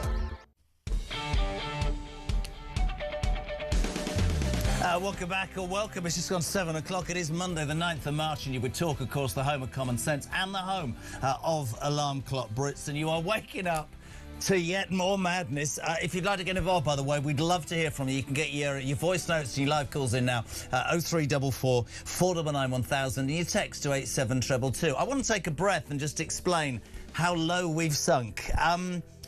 Whether or not you agree with what's happening in Iraq and whether we should or should not have been involved, the thing about Starmer that seems to infuriate so many people is on the front of every single newspaper, front of the Express, incompetent Starmer is killing the special relationship. It's on the front of the Mail. Starmer's humbling phone call to Trump. He stuck his neck up and he said, I'm not getting involved. And actually a survey over the weekend said that a majority of British people agree with that. What they don't agree with is him going back to Trump and saying, oh, I'm very sorry I've upset you and all that. It's just painful to watch. We've got Labour MPs saying Trump's such an whatever that you should cancel the King's visit. The royal family are getting involved. We heard as well, do you remember last week the whole HMS dragging its feet, the boat that can't leave Portsmouth? Couple of insights for you. This is great. One of the reasons that's not ready is the union rules at the dockyard in Portsmouth mean that they can only work Monday to Friday from 9 till 5. So whether or not there's a war coming, we've got to give people the weekend off and we can't get the ship ready. But over the weekend, Donald said, don't bother sending your aircraft carrier, we don't need it. But anyway, Starmer's pushing ahead and he's decided to send HMS Prince of Wales. It's been placed on advanced readiness, but here's a sad fact. It can only get there with a French escort because basically it needs to be protected against missile and torpedoes. And because HMS Dragon can't go with it because it's not ready, it's a bit of a sitting duck. So in all of that, we came in this morning and we thought, well, that's not great news. And then we heard the story that beats all story, ladies and gentlemen. This is absolutely, genuinely true. And I welcome you to Monday with this. Whilst the world war, whilst the world is teetering on the edge of a world war, British Army chiefs have been busy launching a review into whether male soldiers can wear makeup during combat. I'm not joking. All serving soldiers have been asked whether they think men should apply cosmetics and wear hair like the women. The gender-free changes to our armed forces could see men wearing makeup with long hair or blonde hair extensions, painted nails and earrings. Honestly, sometimes I'm trying really, really hard, but that is what this government is doing whilst this world is on its backside. Morning, Sean. Morning, Jeremy. Sean from Grimsby. As the world burnt last week and we figured out we can't send any ships to defend our men in Cyprus, what's the MOD doing? Sending out a survey to see if soldiers should be able to wear makeup. You know, priorities, mate. And no wonder everyone's leaving and no one wants to join and nobody would fight. Anyway, Jeremy, great show. Keep it up. What a happy Monday. Let's go live to Dubai. So delighted to have her on Talks International editor, Isabel Oakeshott. Good morning. Good morning. Got your makeup and your hair extensions ready? You could join the British Army. Honestly, I've reached the end of my tether, mate. I've always got both of those ready, so, you know, I'm fully qualified. What do you make of that when we're in the middle? I mean, honestly, let's start with that. We can talk about Starmer in a minute. I mean, this is not made up. The boat isn't ready because unions say you can't work past 5 o'clock on a Friday, so HMS dragging your feet still in Portsmouth, right? And now we discover that, as that caller said, in the midst of everything, Isabel, our army's launching a review whether men can wear makeup whilst fighting for our country. I give up. I mean, Trump sets the way on this sort of stuff, doesn't he? He just says, I'm just not having any of that in our armed forces. Our armed forces are there to fight, and what you look like in a battle shouldn't matter at all. It's all about what your capability is, and our capability has just been exposed to be woefully lacking. Now, I'm sure they didn't launch this review, you know, deliberately right now. It may be that it's only just emerging now, but I can't believe they're wasting any time on any such discussions, honestly. I mean, it's really simple. No, you can't wear makeup. No, and can we concentrate? I mean, let's talk about the weekend, because Donald Trump, you know, in true Donald Trump style, and I've said before, I don't agree with everything, and there are people in this country, in fact, a majority, who don't think he was right to say don't join the initial strikes, but the man is just incapable of sticking to anything. Donald Trump put out, the UK, our once great ally, maybe the greatest of them all, is finally giving serious thought to sending 2 aircraft carriers to the Middle East. That's OK, Prime Minister Starmer, we don't need them any longer, but we will remember, we don't need people that join wars after we've already won. Now, if I was Starmer, Isabel, right, and I had a different view to Trump, leadership is about sticking to your guns, excuse the pun, not him. Every single newspaper reporting that he got on his hands and knees and phoned up the president and basically apologised for 20 minutes over the weekend, which is why people think he's spineless and incapable of being in the position he is, right? I mean, the thing is, this is the worst of all worlds, isn't it? Yeah. You know, you're right that the polling, I haven't actually examined the polling, but I understand that the polling is pretty heavily in favour of the UK not being involved. But you would expect that, wouldn't you? I mean, whoever really votes for war? Sure. You know, nobody wants wars. No. And unfortunately, it is at times like these that leaders lead, and the rest of us have to go along with that. And we don't necessarily get to choose whether we're involved in wars or not. And as the world gets smaller and more interconnected, you are pulled into a war whether you like it or not. So in a sense, I totally respect the polling and respect that people don't want to be part of this. And I believe that Starmer instinctively is a peacenik. He doesn't want to be part of this either. And so as it happens, that is the popular position, but it doesn't mean it's the right position. It's interesting for me because I think what's caused over the weekend that poll, and I can only give you my opinion, is that Donald Trump said everybody assumed it would be like Venezuela. No, it's not going to be. It's day 10, and this is going to drag on, and other people are going to be drawn in. But I'm with you. I think we should have stood shoulder to shoulder with America. But here's the really interesting thing. My point today is Starmer doesn't get anything right. Stick up for what you believe in. He had a great opportunity. You're a political animal. He had a great opportunity this weekend with his comms team when Tony Blair came out and said, you should. I would have turned around and gone, yeah, and look where it got you, mate, which is why I'm sticking to what I stick. But he doesn't say that. He says, oh, Tony's got his opinion and Donald's... There's nothing about him that makes me think, yeah, stick up for what you think, mate, and I'd respect you more. It's just completely insufficiently robust on every level, isn't it? You know, take a position, articulate it, and bring people with you. And he's done, as always, the worst of all worlds, which has been a bit on the one hand, but on the other. Our relationships are across the Gulf and, of course, in the US are seriously damaged. Now, I don't think they're destroyed, those relationships. With different leaders, they can easily be put on a new footing, but it has done tremendous damage. The US now knows that we're not a reliable ally, and they are just going to plough on without us. That's the reality. I couldn't agree more. I'm interested, I mean, obviously you're in Dubai, the Gulf states. I mean, you know, I can sit here every morning and rail against the fact that we can't seem to get a boat there, HMS Dragon, and when we do want to send an aircraft carrier that Trump doesn't want, that needs a bloody French escort because apparently it's not operationally ready. The whole thing, whether it's Starmer's performance or the state of our armed forces or how we work diplomatically, is hugely embarrassing, isn't it? Really embarrassing. It is. So here in Dubai, my partner Richard Tice, the Deputy Leader of Reform, flew out here on Friday. No problems getting here. He's just left. No problems getting back on a commercial flight, by the way. All this nonsense about people needing private jets to get out. It's complete and utter twaddle. Emirates and Etihad, the two UAE national carriers, are flying a proper schedule now. I mean, of course, there's a little bit of disruption here and there, but no one needs to be getting private jets out of Dubai. Nobody needs to be leaving in some kind of incredibly complex arrangements. Frankly, I'm not even sure there's any need for any repatriation flights. You know, I guess there will be a number of people whose flights were cancelled and they can't afford to buy another flight. I get that. And in times of so-called war, insurance policies get invalidated. But I don't see any need for any kind of panicked arrangements right now. It's very calm here indeed. But the point I was going to make is that Richard had a meeting here in the UAE with one of the Emirati ministers here.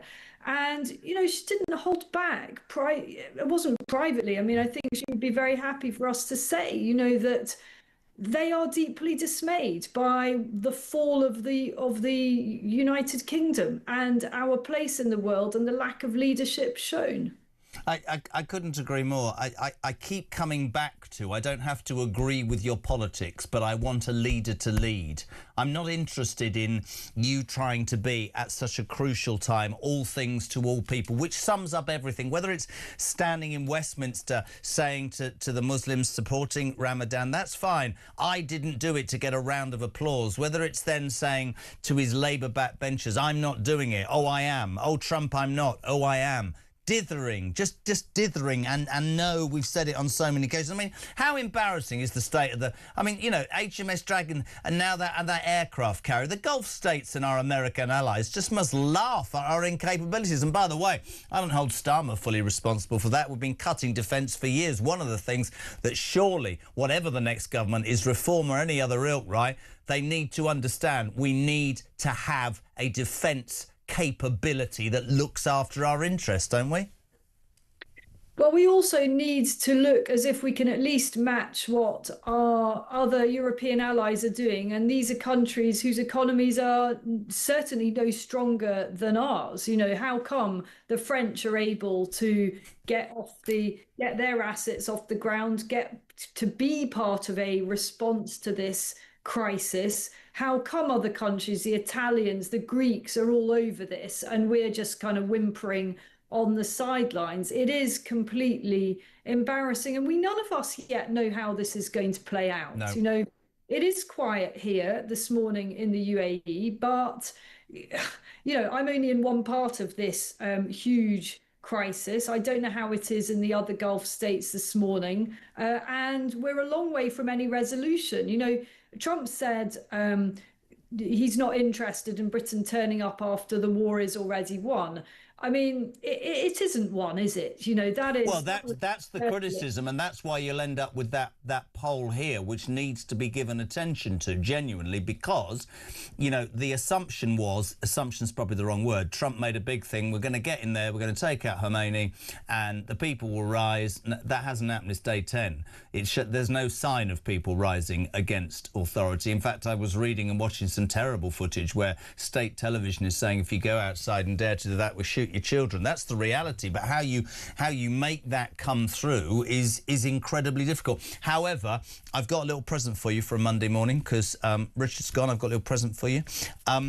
Starmer, improving his ability, has decided to make a TikTok video. Have you seen this, Isabel? This just about sums up our Prime Minister. Please enjoy, everybody. This is Starmer's latest offering. I'd like to point out the quality, the loud music and the nasal thing is nothing to do with talk. This is all to do with Labour HQ. Have a listen, have a watch. Our number one priority is protecting our people. And that's why, long before the US-Israeli action last weekend, we had already deployed additional military capabilities to defend our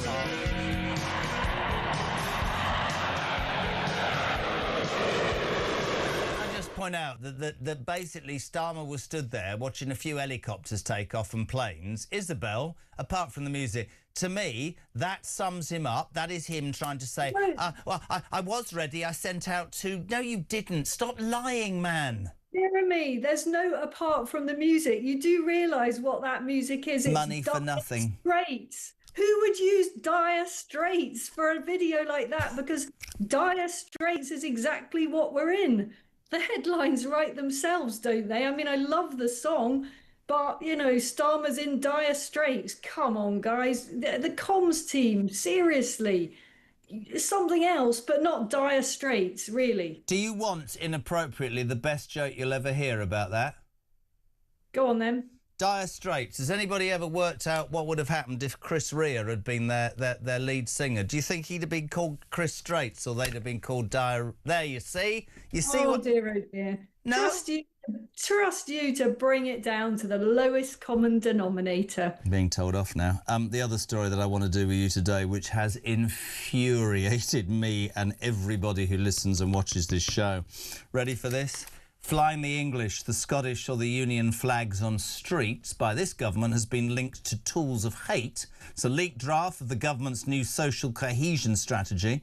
It warns that the flags were used to exclude or intimidate and that the extreme right has tried to turn symbols of pride into tools of hate.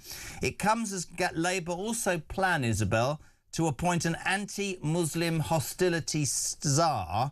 I've only got one thing to say to that. What about an anti-Semitism hostility czar? Or are we ignoring Jews as usual in this country?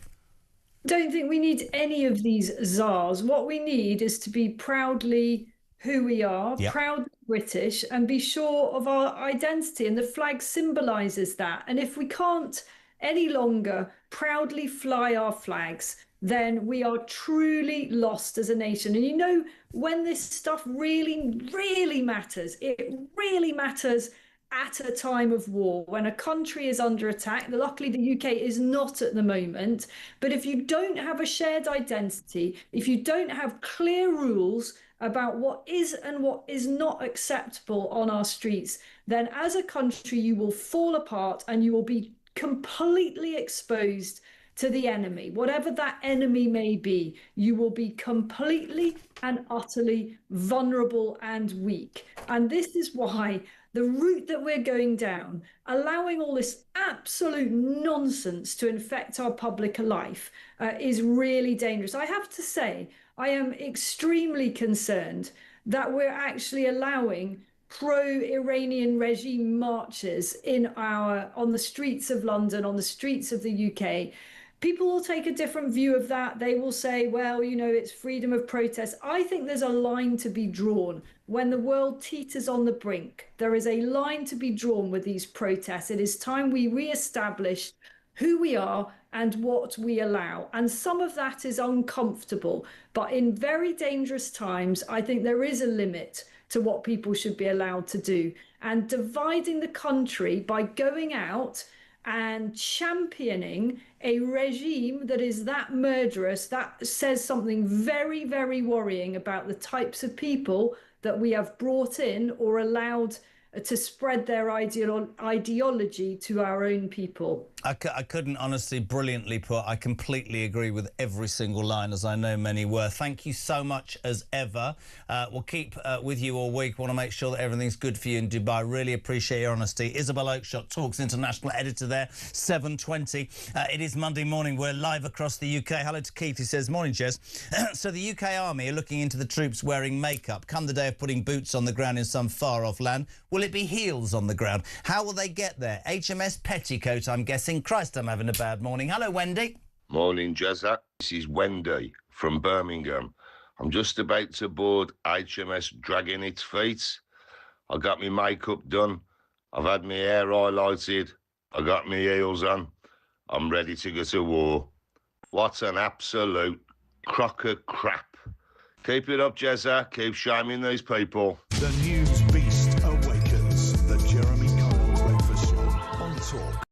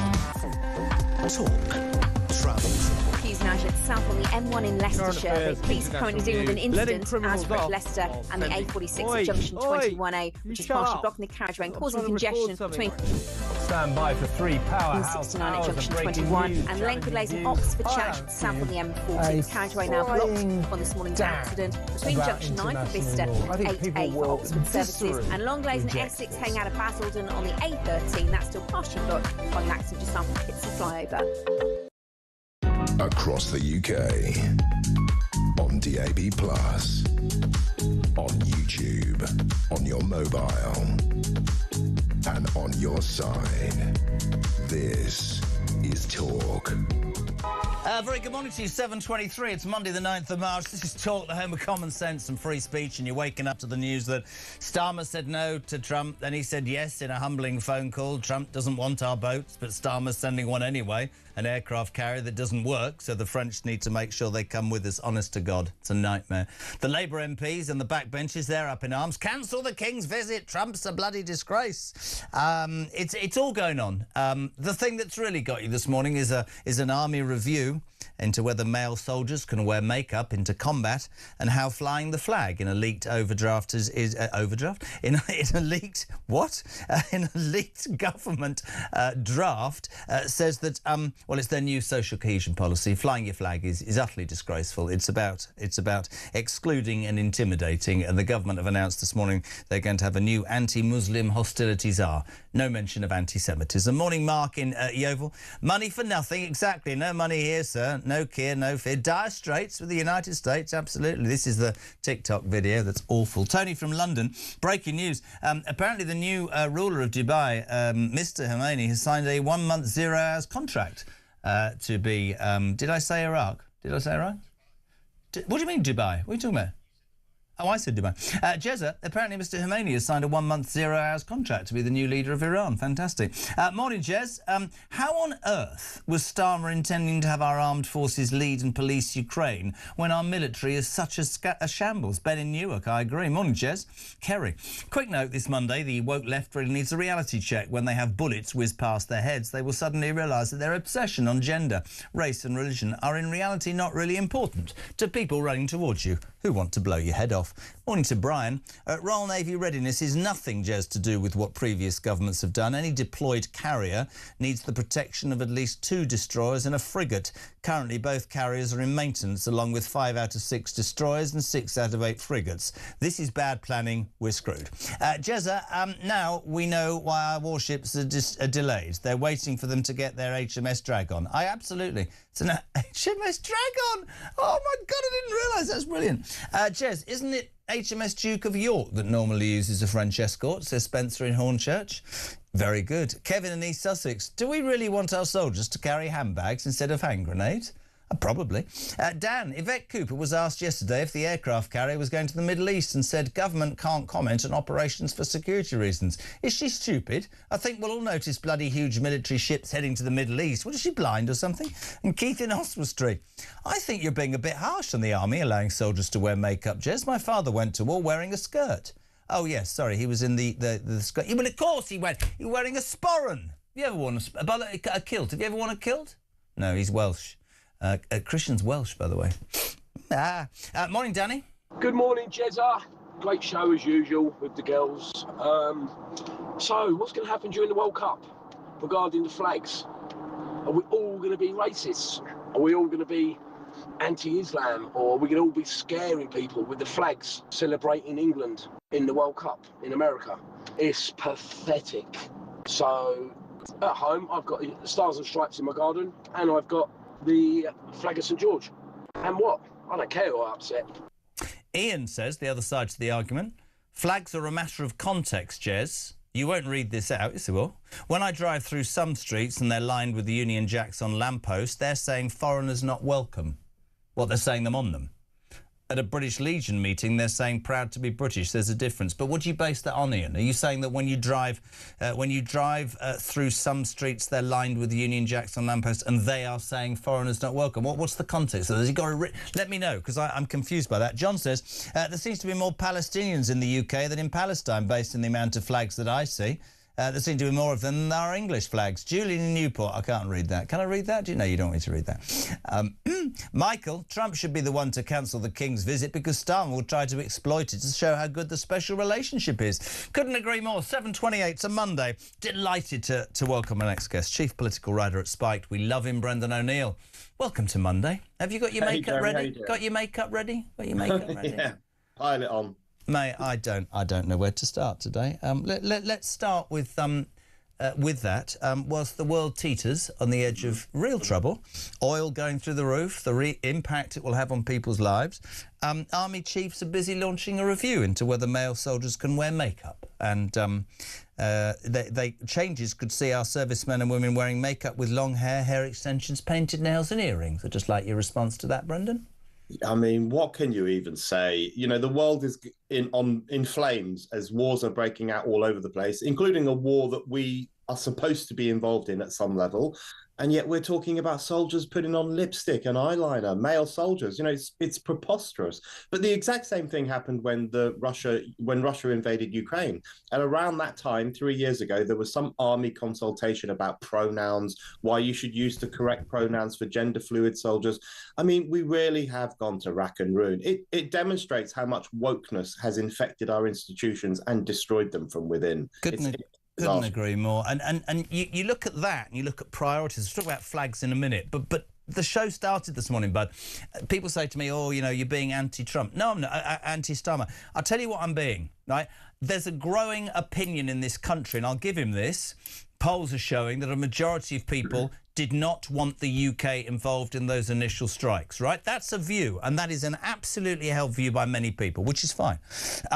What he does, though, is if that was his view, Brendan, I would really respect him if he stuck to that. But over the weekend, every paper is reporting his humbling phone call to Trump. So he gets on the phone for 20 minutes and tries to crawl where other people don't want to go. This is on the back of Trump calling him a loser, incompetent, we don't need your help with boats. If you so believe your position, and, by the way, you're buoyed by, you know, a poll, and over the weekend Tony Blair comes out and says, I'd have supported Trump, I'd have thought if I was in comms, I'd have gone, yeah, that's why I'm not doing it. That's why I'm sticking up for your interests, because Tony Blair got it wrong. But he doesn't. He toadies up to Blair, he toadies up to Trump, and you end up going around in circles with this man. Yeah, he toadies up to whichever powerful man is closest to him. That's what he does. It's ridiculous. It's despicable, actually. And you're right. If he actually believes this, if he actually believes that Britain should be hands off in relation to this conflict, don't help America, don't be America's poodle, as they like to say, then he should say it. Yep. But he won't say it because he's a moral coward. Let's be honest about this. The reason he is not helping in Iran, and also the reason he is not taking his firm position that he apparently holds, is because he's a man who is just driven by cowardice. And he hides that cowardice behind legalism. He will always say, is this legal? Does this abide by international law? Have we filled in all the right forms? That's not how war works. That's the opposite of how war works. There's this constant hedging his bets, refusing to take a position, refusing to stand with his allies, refusing to stand up for Britain, refusing to stand up for the 18 British citizens who were killed by Iranian proxies on 7th of October 2023, refusing to take a stand for anything. That's Starmer. And that's the point. You're so, you know, leadership, we said it earlier, leadership is about making decisions that might not be universally popular because it's in your DNA and it's in your gut and it's what you believe, but he's hamstrung. In fact, he's hamstrung out of his own stupidity. The Parliamentary Labour Party won't let him, I said it the other day, fart without asking their permission. It's true. The Parliamentary Labour Party won't let him do anything about anything. Now we're in a situation in terms of our allies. I mean, I know I sound particularly British here and I apologise. We can't even send a goddamn ship. Right, I don't know if you heard the reason HMS Dragon, right, Dragon, which I think is really funny after this morning's story, is still in Portsmouth is union rules state in that dockyard we can only work 9 till 5 Monday to Friday. So on Friday, despite the fact that we need to get the boat out there to protect British people, everybody's gone home because union rules stipulate that. And on top of that, you've got this ludicrous example of how we were reading this morning about this aircraft carrier. Well, HMS Prince of Wales would have to be followed by the French because you have to have a boat follow you because of, you know, missiles and torpedoes. We're not even up to speed on that. You know, I'm not ranting, but we look like a laughing stock on the international stage. Not much better than we look at home now. You're dead right, Jeremy. And this is the thing. People can have all sorts of opinions about the war in Iran. Yeah. Lots of people are worried about it. Lots of people are opposed to it. Some people support it. That's absolutely fine. But Britain has to be able to defend itself. Yeah. It has to have a good working military with ships that can leave port and sail across the world without the assistance of anyone else, where soldiers actually know how to fight rather than knowing how to apply eyeliner. We need a military. Do you remember a few years ago, the army in this country, I'm not making this up, they advertised for snowflakes. They said, if you're a snowflake, we want you, because the whole campaign was about wanting more emotional intelligence in the army. And I remember thinking Russia and China must just be looking at us and thinking, you bunch of lunatics, your military is a creaking machine. You have become a second-rate power, sadly, especially that's intensified under Keir Starmer. That's concerning for all British people, regardless of where they stand on this current war, because if we can't defend ourselves, our territory, our energy, then we're in big trouble. I couldn't agree more. I need to bring it on to the other story. In the midst of make-up and ships that don't go, the government's new Social Cohesion Strategy Department has announced that flying the St George's or Union flags on streets has been linked to tools of hate. It warns that the flags were used to exclude or intimidate, and that the extreme right has turned the symbols of pride into tools of hate. It comes also as they announced the appointment of an anti-Muslim hostility czar, to which I've only been saying one question all morning. No anti-Semitism hostility czar, then. Yet again in this country, we aren't able to put anti-Semitism in the same racist hole that we quite rightly put other racism. Disgusting. Really disgusting, especially given that anti-Semitic attacks have been spiking, and we've even seen anti-Semitic killings in this country last year. This is an incredibly serious problem, and the government never treats it with the seriousness that it warrants. But, you know, the whole problem with the whole Islamophobia idea, you know, of course there is anti-Muslim bigotry, and of course it's the responsibility of all of us to tackle that. You know, if you or I were to see a woman in a veil being harassed in the street, we would intervene. Yes. Stop that from happening. Of course, all decent people would. But Islamophobia is a different idea. That really basically means criticizing Islam, criticizing the Quran, criticizing Islamic practices. But we should be absolutely free to do that. You know what the government needs? The government needs a SAR on radical Islam, on Islamist extremism, on this poison that is coursing through the veins of our society, which is causing violence, causing division, causing hardship for white working class Britons and working class Muslims as well, who don't want this stuff in their communities. That's what we need a SAR on. That's what we need a government focus on. But instead, they want to clamp down on anyone who dares to raise a peep of criticism of Islam. And cynically, if you look at so much of what he does at the moment, you can only believe that that is all about buying a political class and a community. I'll say what I've said forever, Bud. You know, any form of racism is abhorrent, but quite how my Jewish friends get put at the back of the queue, who get abused, as you quite rightly say, and attacked and vilified, you might disagree with what Israel's doing. You don't have to make the lives of 240,000 Jews in this country so utterly, utterly difficult. And I'll say this about Muslims.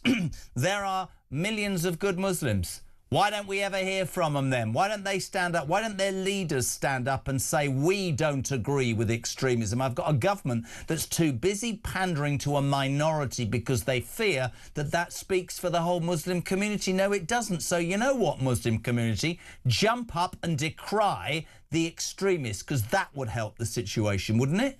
Absolutely right. They need to speak up more. There's no question about that. You know, over the past 20 years or so, nearly 100 Brits in Britain have been killed by radical Islamists.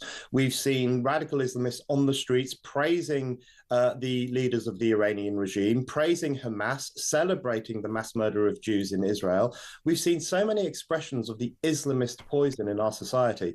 The government refuses to take it seriously. Moderate Muslim spokespeople need to speak out against it much more firmly, and we as a society really need to get to grips with it. I mean, look at the scenes that you're showing there, burning the Israeli flag, singing the praises of the tyrants in Tehran.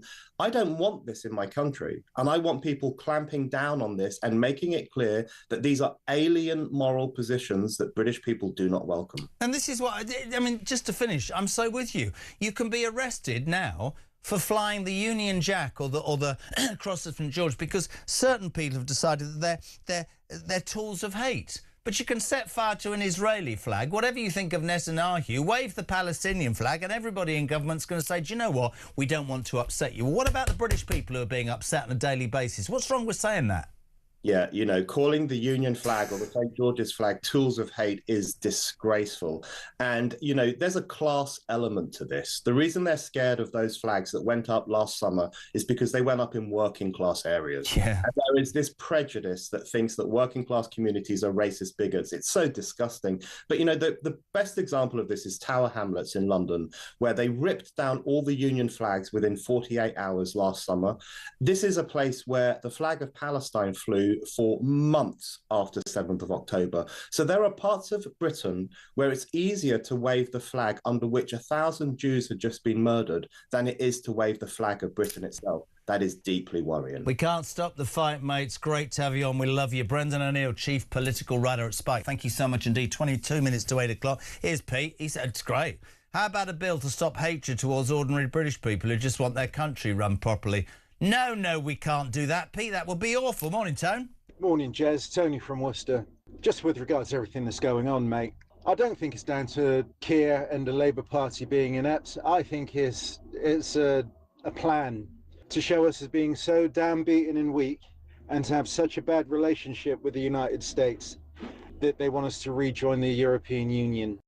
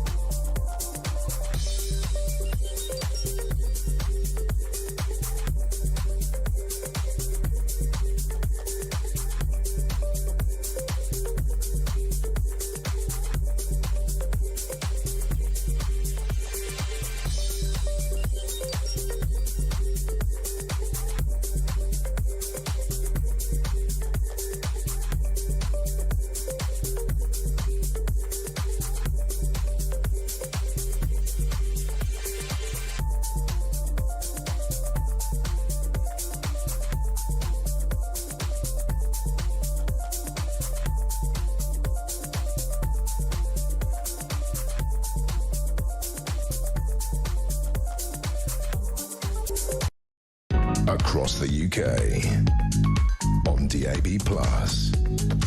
on YouTube, on your mobile, and on your side. This is Talk.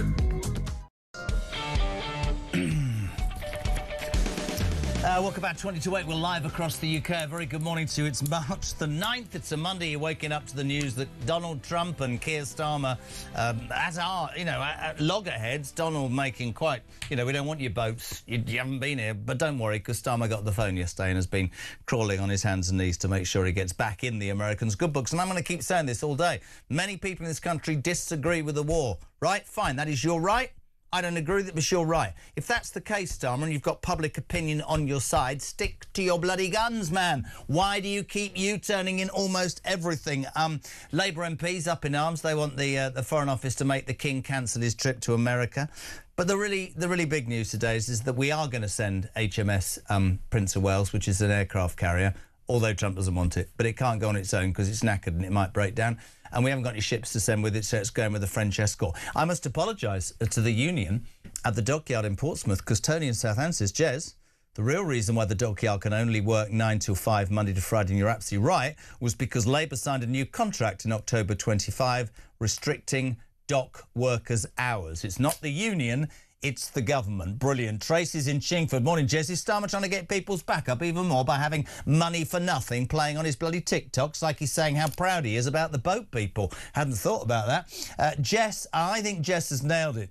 She said, I think the reason that the Red Dragon, HMS Dragon has been delayed is because Ed Miliband has decided that the boat is to be welded with solar panels and run by wind power, so it gets there in a far more ecologically sound way. Unfortunately, the panels are on order from China and they haven't come through yet because the Amazon drivers are on strike. The whole thing, honest to God. Morning, Ben. Morning, Jeremy. Ben from Birmingham. The reason France can afford to send the military over and help out is because we've given the £1 billion to stop migrants we've done nothing about. We're just a bunch of absolute idiots. Well, Keir Starmer and his government are a bunch of absolute idiots. When's it going to end? Great show. It'll end when they're thrown out, but that, my friends, could be 3 years. We're also talking about the flag hatred. Apparently a government cohesion strategy unit, if you're waking up, has decided that flying the English, Scottish or Union flags, basically you're racist. Basically you're using them as tools of hate. And while you wake up to that thought, don't worry, the government's planning to appoint an anti-Muslim hostility czar, because they have it very bad. Not the Jews. There's not going to be an anti-Semitism hostility czar. If you are Jewish, what do you make of that? A country, a government turning against you. 0344 499 1000. Let's go to The Sun, a deputy political editor. Delighted to have him on. Ryan Saby. Good morning, sir. How are you? Good morning, Jeremy. I don't know where to start or where to finish, really. I'm going to start with the flags. I mean, how does this government genuinely think the British people, Sun readers, people that listen and watch talk, are going to be feeling when they get told that flying your flag is a tool of hate? Why is every other country... Why have we got marches on the streets of London with people waving, you know, anti-American flags, burning the Israeli flag, flying the Palestinian flag? Why are our priorities all wrong on this? It does seem bizarre. You know, the flag, the Union flag, is a source of pride up and down the country. We've seen people flying it. You know, there's obviously a big display. You know, people putting them on motorways, putting them on lampposts, and the fact that someone in government, you know, official level, whatever level, thinks that this could be deemed as a tool of hate is quite incredible. And I wonder whether, when ministers see this document, whether that is totally just scrubbed out. This shouldn't have been allowed in the first place. My concern is the mentality that thinks it's a good idea to say that anybody flying the British Union or St George's flag is racist. Look, Ryan, what happens? You'll cover it. TalkSport, our sister station, will cover all of it. The World Cup's coming. So you're going to tell me that if you drive down the road with your Union Jack out the window, the things they put on the front, and people... is that going to be deemed racist, or is he going to hold that back for 4 weeks? That's what I don't get about Starmer and his cohorts. It's ludicrous, man. Yeah, this is why, when it actually hits reality, but again, as you say, it's that mentality of actually thinking this through in Whitehall, coming up with this idea, pulling it out there, you know, even just writing it down just seems absolutely incredible. But as you say, you know, we've had the Paralympics, we've had the Winter Olympics, we've got World Cups going on, we've got Euros, we have all sorts of things on the horizon. And yeah, how can you actually, you know, make it a tool of hatred? It just seems incredible. But if you are going to say that, have some bloody balance in the fact there are Palestinian flags on marches in London. There are people burning the Israeli flags, and I see footage of, you know, a man walking with a Union Jack past an Iranian or Palestinian march the other day. He gets told by the police to take it down, and they're allowed to walk. These are hate marches. I don't understand our priorities. I'll tell you what I wanted to say as the deputy political editor of The Sun. This humbling phone call that every single newspaper goes on about today. The Mail front page, Starmer's humbling phone call to Trump. I mean, Trump was pretty outspoken about Starmer. I have acknowledged on the show this morning, Ryan, that there are, it seems, a large number of people, even a majority in this country, who disagree. And so my frustration with Starmer is probably even stronger today than ever before, because if you believe a position politically, if you're a leader, have the balls to stick up for it. But what's he doing on the phone? Who instigated this humbling phone call at the weekend? Did he beg Trump? How did Trump treat him? Do we know? Well, at the moment, we had this phone call late last night, and one of the key things to come out with it seems like they did discuss the sort of military cooperation. But what we've got here is we've got two things going on. We've got the underlying special relationship, as we call it. It seems that it is still there in its full blaze of glory, you know, official level, intelligence sharing, this kind of thing. But at the surface of this special relationship, which is actually really, really key, is that we have this tension between the two. Normally, it's Donald Trump who's throwing the barbs, but look at what Sir Keir Starmer said last week in the House of Commons. He said that the special relationship, we should not be hanging on every word that the president says, as if to say the special relationship runs actually deeper than that. But because of this tension, what does it mean if the king is meant to be going to America in April? What does it mean for that? Does that tour then get postponed? Well, Labour MPs are demanding that the Foreign Office postpones the state visit and says that, Trump's attacked the government and Starmer and the king shouldn't go, but the king's a constitutional monarch and shouldn't get involved. Yeah, I think the king will go. I think the king is there. Look how much Donald Trump respects America. Look how much Donald Trump loves the royal family. And I think if the king doesn't go, if that trip is pulled, we may have this, this military conflict at the moment, but just think what we do, our trade with America, the trade deals, the tech deals, all this kind of thing, the business between the two countries, I think it would be seen as a real snub. So I think you're right. I think that the special relationship, the sharing of information, the trade deals, all of that maintains itself. I think there's a disconnect, quite rightly, with the two men at the top. And the thing is, I just want to go back to what I was saying. I don't have to agree with Starmer, but if that was his position, have the balls to stand up to Trump, because we all know that somebody like Trump, who many people call a bully, I'd say he's just a god-what's-it, he would respect him more if he said, no, Donald, I'm not backing down. That's my country's position. It doesn't have to affect it. I'm not playing ball with you. You'll have to accept my position. But one gets the feeling from afar that people don't do that with Donald Trump, see? They don't do it. Yeah, no, it's very difficult. You have a position, but then you try and sort of ameliorate it. You try and work around it to make sure that we don't look at odds with him.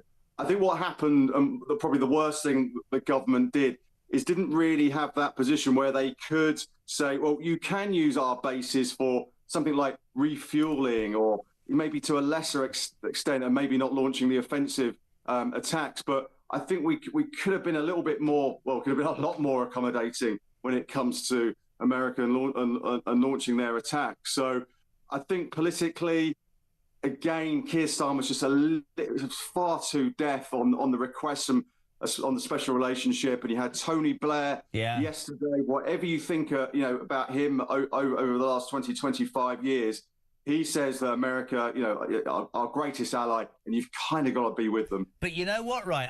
If I was Starmer's comms chief, I'd have used that. I would have said that is a green light for you to go back out and say, listen, rather than toadying up to Blair and Trump and every person who, disagrees with him, I'd have said, with respect to the former Prime Minister, he took us into an illegal war, and that is what I'm trying to avoid. So you button your cake hole, because I've got the British public on my side for a change. But no. I'm going to crawl to Blair. I'm going to call to Trump. And so everybody goes, what is this man's position? There's nothing inside him that makes you think that he's definitive in what he's saying. And that's the real frustration, I think, mate, Yeah.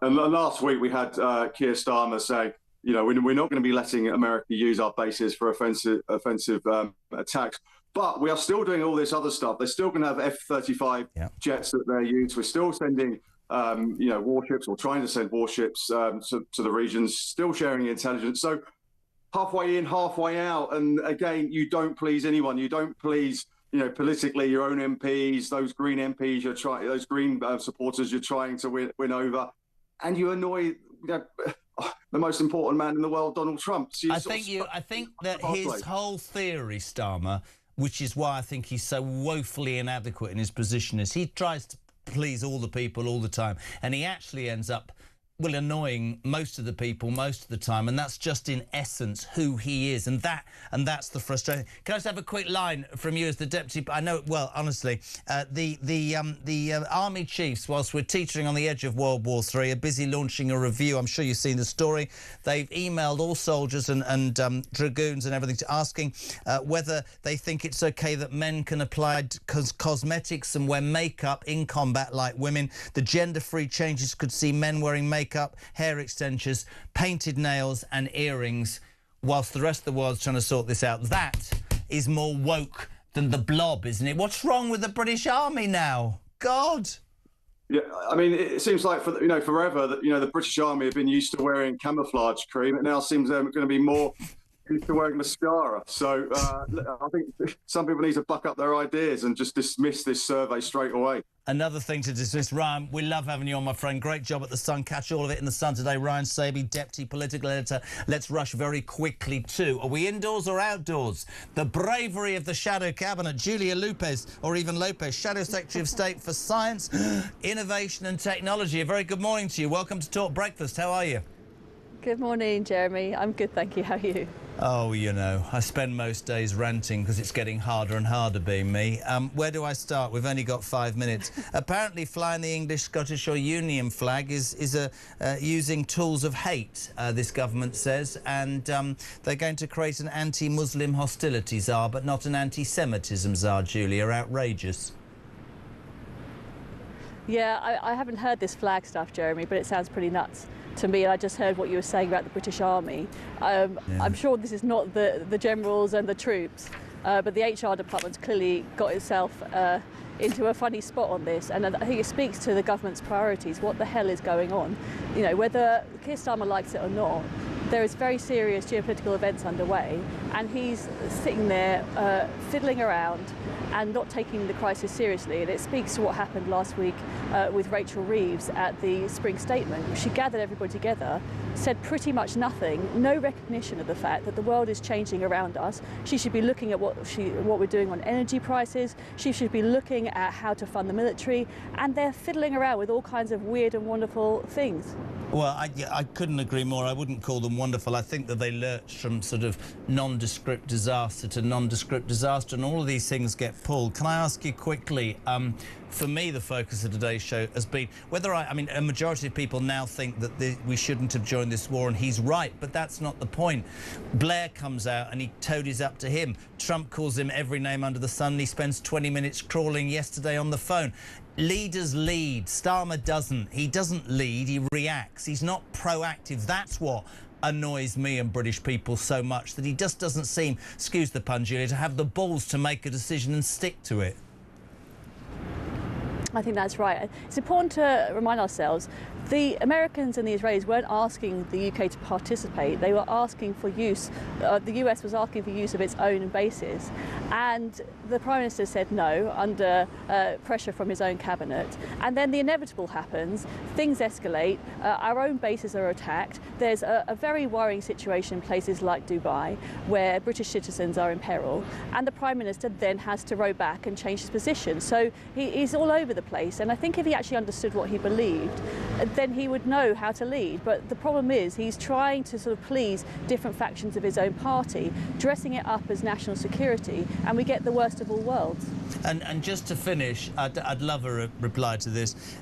He offered an aircraft carrier begrudgingly, and Trump when we don't need it. But the big news is that if the HMS Prince of Wales does go, sadly it's not in a particularly good situation, so it would need to be escorted by a French ship, Julia, because the ship that should follow, HMS Dragon, is still in Portsmouth because they're not allowed to work past 5 o'clock on a Friday. So despite the fact we're supposed to be on a war footing, basically we look particularly impotent on the world stage again. Well, we have an RAF base in Cyprus. I think the Cypriots are pretty damn angry with us because it's not us protecting that base. As I say, the Prime Minister is trying to have it all ways, and President Macron has effectively come in and done that guarding for us. It's extremely embarrassing. And I say, it is not, whether you agree or disagree with the what's going on, it's the fact that it's happening. You have to accept it's happening and then act accordingly. And these guys are just vacillating around. It's so good. We haven't spoken before. Will you come on again? It's brilliant. You're being very brave in the cold this morning. It's all part of the career, right? Jeremy, we have spoken before. We spoke a couple of weeks ago, I think. It must have been very memorable. You got me back there. You see, that's old age, Julia. Thank you very much indeed. Please come. I do apologise. I'm going to die of embarrassment. Lovely lady. Julia Lopez, Shadow Secretary of State for Science Information. Stop laughing at me, you lot. 0344 499 1000 for your voice notes. 87222. Sarah Pochin, the First Lady of Reform, starts the next hour on Talk Breakfast. But we'll say a very good morning to Jay. Morning, Jeremy. Great show as always. Just want to say, I know the common sense people will understand where I'm going with this. I know everyone doesn't agree with the guy, but thank God for President Trump. Could you imagine the Harris-Biden connection now with the carnies, the Australian PM, you know, Islamists shoot up Jews on the beach out there. Oh, ban all the normal people from the gun club that have done nothing wrong. It's them. Starmer, Macron, could you imagine all these together? I genuinely think it'd just, I don't know, it'd just be one. It's a big mess anyway, but it'd be horrendous. I mean, thank God for President Trump. And roll on a general election. Someone call for a general election. The king, someone. You know, the monarchy's been absolutely hammered recently. All right, their own doing. The military's not up to scratch. Come on.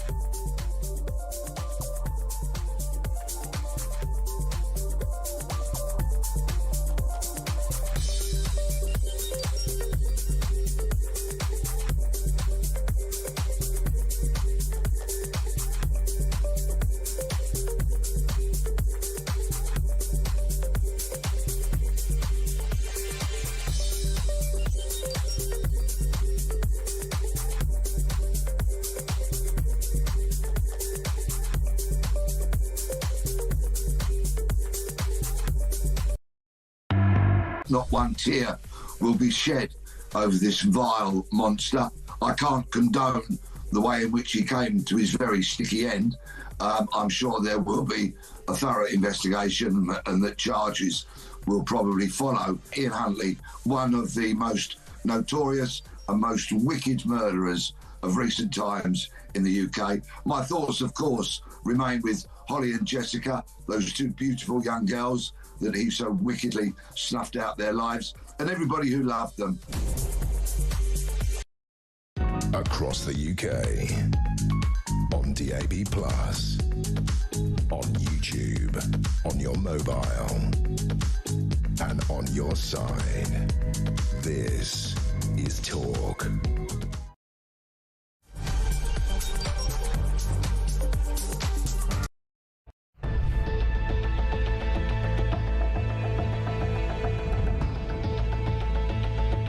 Over the past 36 hours, the United States and its partners have launched Operation Epic Fury, one of the largest, most complex, most overwhelming military offensives the world has ever seen. Nobody's seen anything like it. We have hit hundreds of targets in Iran, including Revolutionary Guard facilities, Iranian air defense systems. Just now, it was announced that we knocked out 9 ships plus their naval building, all in a matter of literally minutes. Iran's formerly supreme leader, Ayatollah Khamenei, is dead.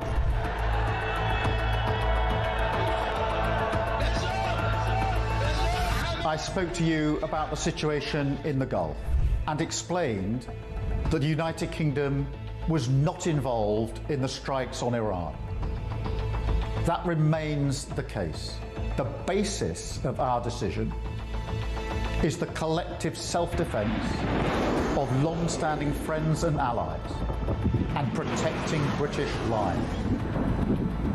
That is in accordance with international law, and we are publishing a summary of our legal advice.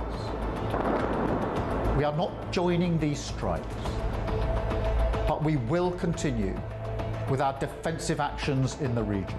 Mr Farage, would a reform government have allowed US forces to use UK air bases for offensive operations in Iran? Yes is the answer to your question. I would have said to the Americans, please do use our bases. We will be supportive of you on this. There were a series of very loud blasts in the area of Dubai that I'm based in. That's in the Marina area. It's a very touristy area, actually. Those blasts were the loudest we've heard yet, but equally, we are reassured that they are most likely the sound of interception by the UAE's quite sophisticated THAAD interception kit. That is the Terminal High Altitude Area Defense System.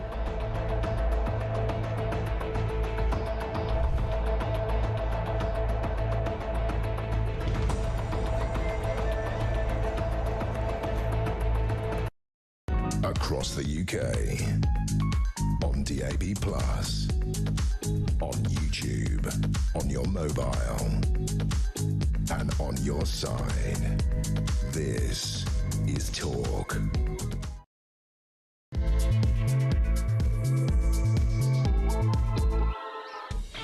There you are, my friends. Welcome back. Just gone 8 o'clock. It is Monday, the 9th of March. I'm going to try and start this hour and be positive. 0344 499 1000 for your calls and your voice notes, your texts on 8722. Got a busy hour. Andrew Loney will be on, the man who wrote The House of York, the fall of it.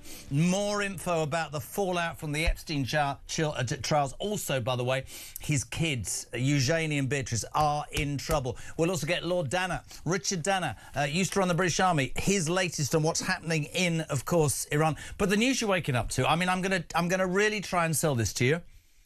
Increasingly in the country, there seems to be a number of people, a majority, who don't think we should have gone to war. So Starmer, you know, you maybe got it right, but no, you're not going to stick to your opinion, are you? Because you've upset Donald Trump, right?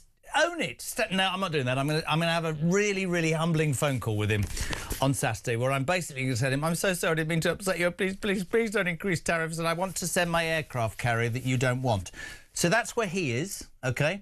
And just to give you an idea where militarily we are, you know about HMS Dragon, that's the frigate. That can't leave Portsmouth because there's a rule that says you can't work past 5 o'clock on a Friday, brought in by this government. So everybody went home. I mean, I know we need the boat to protect British people, but they've got to have the weekend off because otherwise they get quite stressed. Anyway, we're thinking of sending an aircraft carrier, HMS Prince of Wales, but it's a bit knackered. So it can't go on its own because it could be sunk. So it's going to be helped to get there by the French. OK, and in all of this, just to let you know on a Monday, if you're driving in your car, getting ready, whilst all of this is going on, this is what the British Army are doing, just so you're aware. They've instigated a review this weekend into whether... gender-free, whether soldiers feel it's OK to wear makeup with long hair, hair extensions, painted nails and earrings. So the world's on a precipice, right? And we're trying to work out whether soldiers should have hair extensions. It's not that bad, is it? Morning, Sarah Poaching. Jesus Christ. I'm sorry, Jeremy, I shouldn't laugh, but I think if we don't laugh, we'd cry, wouldn't we, at the state of the nation? What is going on? I've ranted so much, I'm past ranting. I think I'm going to go into a facility. I'm going to throw this all at you. The First Lady of Reform. We're going to talk about jury trials, we're going to talk about the Greens, we're going to talk about flags, but we're going to start with, it turns out, and I get this, that a majority of people in this country perhaps don't support being involved in a war that was going to finish quickly and patently isn't. I get that. Nigel was at Mar-a-Lago this weekend with Trump. But the fact of the matter is the weakness of Starmer is about his lack of leadership, Sarah, because I've always been of the opinion that you and I can disagree on something, but if you hold your position and I hold mine, that's a democracy, but he doesn't. Even when Blair came out and criticised him, I'd have taken aim at Blair and gone, this is exactly why I've got this position, because you took us into an illegal war, you idiot. But he didn't. He cozies up to Blair. He then apologises to Trump. And he's left looking impotent, isn't he? Surely one of the main functions, if you like, of the Prime Minister is to convey to the people that voted him in why he is doing the things he's doing, what he believes in. And my view on this whole situation in Iran is that Keir Starmer should have done two things: come out very clearly and explained to the British people that the threat of the Iranian nuclear capability is a long-term and entrenched threat that needs to be stopped. The second thing that Keir Starmer has made a big mistake on is not supporting our allies. And I mean by that, not necessarily in the bombing of Iran, but in allowing them to use our military bases. Our stance would always be, with a Reform government, that we will stand by our allies. So Keir Starmer's made two fundamental errors in the way he's communicating and explaining his position to the British people. And of course, he then U-turned, which just makes him look so weak once again. And in a time of global crisis, and let's not underestimate, this is a global crisis, every country is looking to the leader to be strong, to be quite clear in their position, and to put the British people first. But you know what you've said, and you're absolutely spot on. I love you, but communicate your position. He doesn't know his bloody position, Sarah. He is so used to, I think, trying to play the I'll please all the people. If I said it and I'll say it all show, if I had been his communications chief, the minute Blair spoke out, I'd have been high-fiving everybody, because I would have put my man out there and gone, right, the reason I did this is that we didn't end up in a position like that idiot got us into in an illegal war, right? This is my decision. A majority of you agree with me. I admit I should have done it. None of that. None of that. That's what's wrong with him. You try and please all the people all the time, you end up alienating most of the people. We know, you know, this scathing tweet that Donald sent, which said, the United Kingdom are once great ally. This was Saturday morning. Maybe the greatest of them all is finally giving serious thought to sending aircraft carriers to the Middle East. That's OK, Prime Minister Starmer. We don't need them any longer, but we will remember. Wow. We don't need people to join wars after they've already been won. Do you think that tweet was the result of Nigel being in his ear over dinner on Friday night at Mar-a-Lago? But it's a very powerful tweet, isn't it? Very powerful words. You know, nobody needs support once the well, Donald Trump has just said the war is won. I think we're far from that. But the point is nobody wants allies when it's too late. You need people. And would Margaret Thatcher have ever not stood up and stood by side with Ronald Reagan in this sort of situation and allowed the Americans immediately to use our bases? Of course she wouldn't. And that's what the British people want to see. But I'll tell you what, Starmer has got people in his ear like Mad Ed Miliband, you know, telling, oh, you know, we don't worry about oil prices. Let's just build some more solar farms or put some more wind turbines in. This is a crazy situation. We have reportedly only days supply of gas now in this country. We are standing on, walking on years, decades worth of gas under our very own feet. A reform government will get gas out of our ground. A reform government will get oil out of the North Sea. We don't need to be in this situation, Jeremy. It's gone up to $114 a barrel. The oil crisis is going to impact the rest of the world. The cynics are saying that's why the Donald went into Venezuela, because he's fine. But here's the deal. I've never... I said it earlier, I'll put it to you. I'm skint, right? Literally in a terrible, terrible way. But in my attic is a family heirloom that's worth so much money that it'll get rid of all my debts.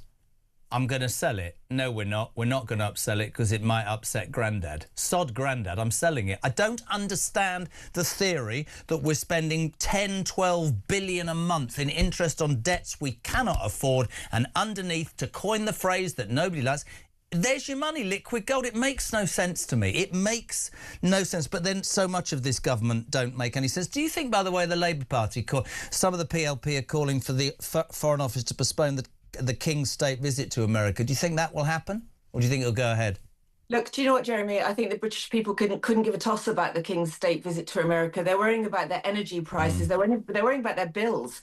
And the fact is that we could bring down those bills. We don't have to suffer this oil price. We don't have to suffer this lack of gas. We've got all of our resources here. And a reform government will put the British people first and worry about the energy bills in our homes. But, you know, who cares, really? I'm not being frivolous, but who cares whether the King goes to America this month, next month, or in 6 months' time? The fact is we have a global crisis. We have an energy crisis, and the people in this country cannot pay their energy bills. And the people that I look after in my constituency of Runcorn and Helsby really could not give two hoots whether the King or when the King goes to America. They cannot pay their household bills. I completely put as ever. We're going to talk jury trials in a minute. We're going to talk about flags, but I want a straight face here, please. My father-in-law is listening in the car, and he thinks you're the best thing since sliced bread. Whilst World War III is on a precipice, Army chiefs have launched a review, the results of which have arrived this morning, into whether male soldiers can wear makeup. Apparently... Stay with it, Jess. All serving soldiers have been asked whether they think men, under gender-free changes, it's all right to wear makeup with long hair, hair extensions, painted nails and earrings to war. Pete says, I'm a bit confused. How can a bloody soldier load or fire a gun with long nails? But that doesn't mean that we're sexist here on the Jeremy Kyle Breakfast Show. Is that really where we've got to as the United Kingdom, as Great Britain? You can have long hair and nails whilst the rest of the world is up in arms about what's going on. What is wrong with us, Sarah Poachin? It's awful. So how utterly embarrassing for the British people, how humiliating for the British Army. You're not telling me that these soldiers agree with this kind of nonsense. And I tell you what, under a reform government, all of this woke liberati rubbish goes out the window, because people, young men and women that join the British Army do so to protect the country, because if they are needed, they will go into war and they will put their lives on the line. They couldn't, again, you know, who is thinking up this stuff in an office somewhere in Labour HQ? I'm sure. Mate, your morning's not going to get in it. That's military madness. Your morning's not going to get... Now, watch her face if you're watching on YouTube, because it's going to contort and she's going to say something worse than what she did before. According to a government social cohesion strategy meeting, I can't say... Rob's going to be headbutting the windscreen of the car. Flying the English and Union flags on streets has been linked to tools of hate in a leaked government draft. It warns that flags are being used to exclude and intimidate, and that the far right, who are the only people that fly them apparently, have used the symbols of pride and they've turned them into hate. They've also decided it will be a really good idea in 2026 to appoint an anti-Muslim hostility czar. And apologies for me swearing, but no bloody sign of an anti-Semitism hostility czar anywhere in this country. Disgraceful. It is disgraceful, and we cannot underestimate the creeping threat of cultures coming in and being allowed to dictate in this country how we think and how we behave. It's a foreign culture that is not, and this is not acceptable. And I get, I know I will get abused for saying this, Jeremy, but the fact is that this Muslim culture is creeping in. It is not healthy. It is divisive. It is being led by people who have no idea what the long-term impact on this country will be unless we stop this kind of nonsense. So I read this yesterday and immediately put a picture on my social media of me standing in front of a Union Jack, loud and proud. And I'll tell you what, when a reform government gets in... You racist bigot. You racist bigot, you. Dreadful. Every public building will have a Union Jack being blown proudly from it under a reform government, and we encourage every household to fly Union Jacks, as I do, and my constituency is full of Union Jacks. Bring it on. We will not put up with this. It is racist. See, this is where I don't understand this government. You got that Yvette Cooper clip? Can you get that for me? A year ago, when all of this happened before, right? Because I think the government and the BBC are about to start a whole big thing again. I completely agree with Betty, who says, you watch, the next few months will be all about how divisive it is. A year ago, when common sense actually won, they did a complete U-turn. This was Yvette Cooper pretending that she loved the flag 12 months ago. Have a listen to this, barking mad. We actually have Union Jack bunting on our garden shed at the moment. I've got St George's flags, I've got St George's bunting, I've got the Yorkshire Rose bunting as well. I've got Union Jack flags and tablecloths. We've got the lot. I've even actually got some Yorkshire tea bunting, which is probably taking things a bit far. And she wonders, and this government wonders, why nobody takes them straight. That was 362 days ago. Yesterday, she described them as tools of hate. These people turn more times than a bloody merry-go-round, don't they? She sounds so pathetic, and the British people can see right through that, because the fact is they're not actually doing what she's just said, are they? They're not supporting the flying of the Union flag. And it's just a fundamental right. And how can we, it comes back to, it affects all sorts of our lives, aspects of our lives. How can we expect young people to join the British Army, for example, when a time now when we know more than ever we've neglected our defence, we've neglected our military capability. And yet we're saying, the government is saying, you can't be proud to represent this nation, to fly the flag. You can paint your nails, but don't be proud of the flag that you're supposed to be fighting for. Bloody ludicrous. There's something I know, because you sent apparently a late-night text to Christian. Is that true? Oh. It might be. Well, I didn't get one anyway. This is really important. One of the biggest criticisms of this government, quite rightly too, is David Lammy. I mean, honestly, if you ever believe you can get anywhere in life, look at that idiot. He has decided that jury trials should disappear. The very bedrock of what you were a magistrate for 20 years. You know the importance of that by being, you know, judged by your peers, not a single judge who might have a view. High Court challenges tomorrow, I believe, or at some point, and also a big debate in the House of Commons tomorrow about this. Very important issue, isn't it? Look, this is massively important, and yes, we're debating it tomorrow in the Houses of Parliament. I will, of course, be speaking on this subject. It's a subject that I speak on such a lot. But jury trials is a fundamental right. It's the bedrock of law and order in this country. If you take away the right to being judged by your peers and replace it with the right with being judged by effectively the state, then suddenly that is not justice anymore. And I feel very strongly about this, because I'll tell you why, Jeremy. One single justice, there is no scrutiny of that person's decisions. So that person could, for example, give more lenient sentences out to, say, people from ethnic minorities because they are in fear of being accused of being racist. That judge, that single justice may, for example, not give somebody a custodial sentence when they absolutely deserve a custodial sentence because they are under political pressure, and that will come through the clerks in the court not to fill up prison spaces that we don't have. There are so many different ways that this is wrong, and nobody is scrutinising that judge. And that's the difference. In a magistrate's court, when we conduct trials, there's always three of us, so it is always the majority view. In a Crown Court, you have a jury. But under this new system that will go through, because they will vote it through, although I have to say that hold on a minute, dozens of rebellion. This is really important. Dozens of Labour MPs have joined the rebellion to soften jury reforms. I'm not sure you're altogether right. You might be. I think Lamb is in real trouble with this. I think common sense might well prevail. I think it's ludicrous. Absolutely ludicrous. The motivation is different. So apparently 65 might rebel. They need 80 to rebel to actually stop it going through. But you're right, it's getting very close. But they are rebelling because they're concerned about access to legal aid.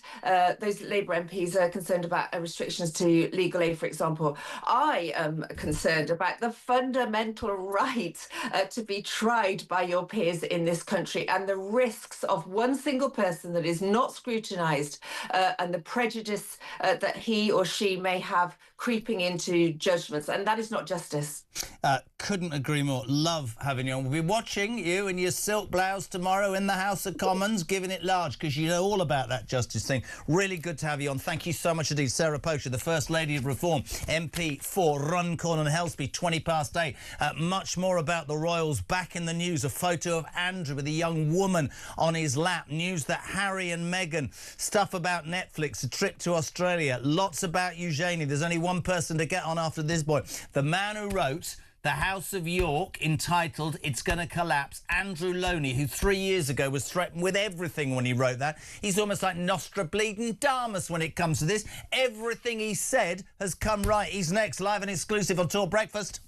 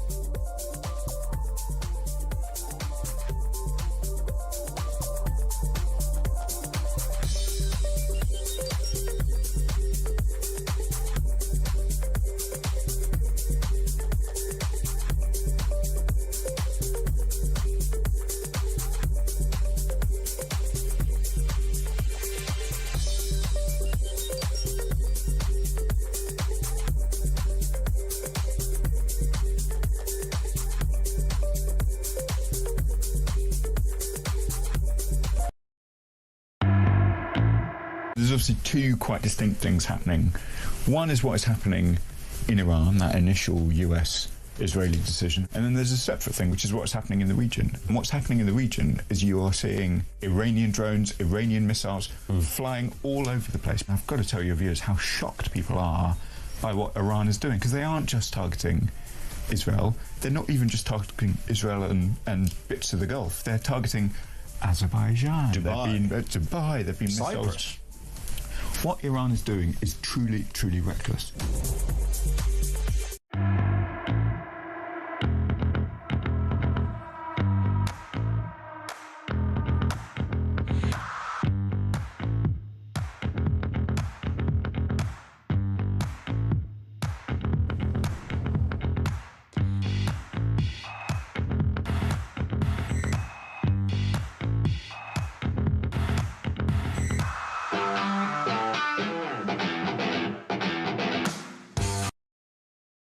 Across the UK, on DAB+, on YouTube, on your mobile, and on your side. This is Talk. Welcome back, 8:23. If you're a regular to the Jeremy Carr Breakfast Show, you'll know that we now have to take a little break. We're thinking of getting our own jingle because Oliver William Robin Carr will not go into school until he's had a mention. He's texted me. He's texted me, for God's sake, right? He says, "Morning, Daddy. I'm in the car with Mummy and Grandad because Iris is at home with Nanny. I've got my boat." He's made a boat, a raft. It's very impressive. Obviously, Vic had to make it with him because I've got absolutely no idea. No, it's a small boat. Actually, it is a small boat. There's no migrants in it, before anybody says. He's had to make a boat out of a bottle and some stuff. Maybe, have a look, Ollie. There could be a couple of illegal migrants hidden underneath the sail that's made out of a piece of paper. But anyway, Grandad's in the car. He's wondering quite why he ever thought about joining the armed forces, because he wanted his nails done. Anyway, have a great day. 8:23, we're live across the UK. 0344 499. Oliver's boat with an illegal migrant. That's terrible. I've forgotten the number now. 0344 499 1000. Loads and loads of calls, loads and loads of response. Jez, says Ron in Bridlington. Jez, whilst I applaud the Don, I have to disagree with his comment about the greatest strike the world has seen. Does he not know about the 1,000 bomber raid during World War II? Great show. Keep it up. Hello to Betty. The government nudge unit and the BBC already hard at work taking the flags back. Get ready for months of programming and content with minorities and non-white males in England and coming together, blah, blah. Hello to Richard in Maidstone. Great show, Jez. Love that Ryan was just on. I noticed his books in the background have State of Denial next to Keir Starmer. That's fantastic. I didn't see that. That's great. Tracy, morning, Jez. With this absurd army makeup thing the army are thinking of doing, does that mean that if we did go to a war footing, they'd have to wait for Tom, Dick or Harry to do their hair and make up before getting... I think the phrase Tom, Dick and Harry is a bit unfortunate there, Trace in Chingford, but thank you very much indeed. And David, the delay in sending a ship to Cyprus by this government is, I believe, quite deliberate. They hope that by the time it arrives, there will be nothing to get involved with, which is probably very true. As I said, much back in the newspapers over the weekend pertaining to the royal family, and we are delighted to be welcomed by Andrew Loney, author of Entitled. If you haven't bought this book, The Rise and Fall of the House of York, geez, man, ladies, go and buy it. It's incredible. Andrew, good morning, sir. Good morning. Very nice to see you again. And you, my friend. Loads to go through. I just wanted to start with the King. This is a little bit more political than stuff we usually talk about. There seem to be a lot of Labour MPs demanding that the Foreign Office postpone his state visit to America because of, well, they say, disrespectful Trump. I don't think that'll happen. I think that the special relationship will supersede these two falling out. And I think people will always have a degree of importance attached to the King. Do you see him going? He will, won't he? It won't be cancelled. I think he will go. I mean, I think this is just the moment when the soft power of the monarchy can be very useful. And in some ways, he's above politics.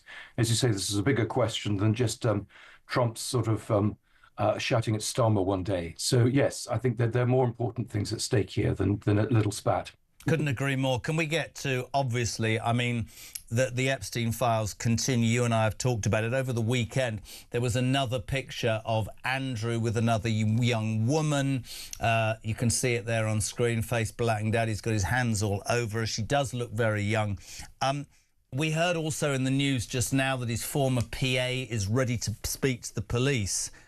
I mean, my question about that photo is, how many of these young girls are going to come forward? And do you think that any of these girls could, and this has been a real allegation, any of these girls with him could have been underage, Andrew?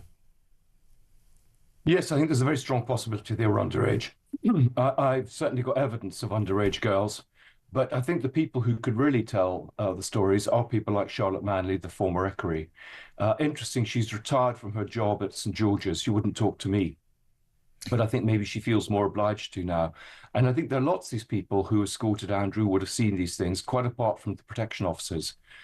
So I think it's just another nail in his coffin. It's just more evidence of his sleazy behaviour.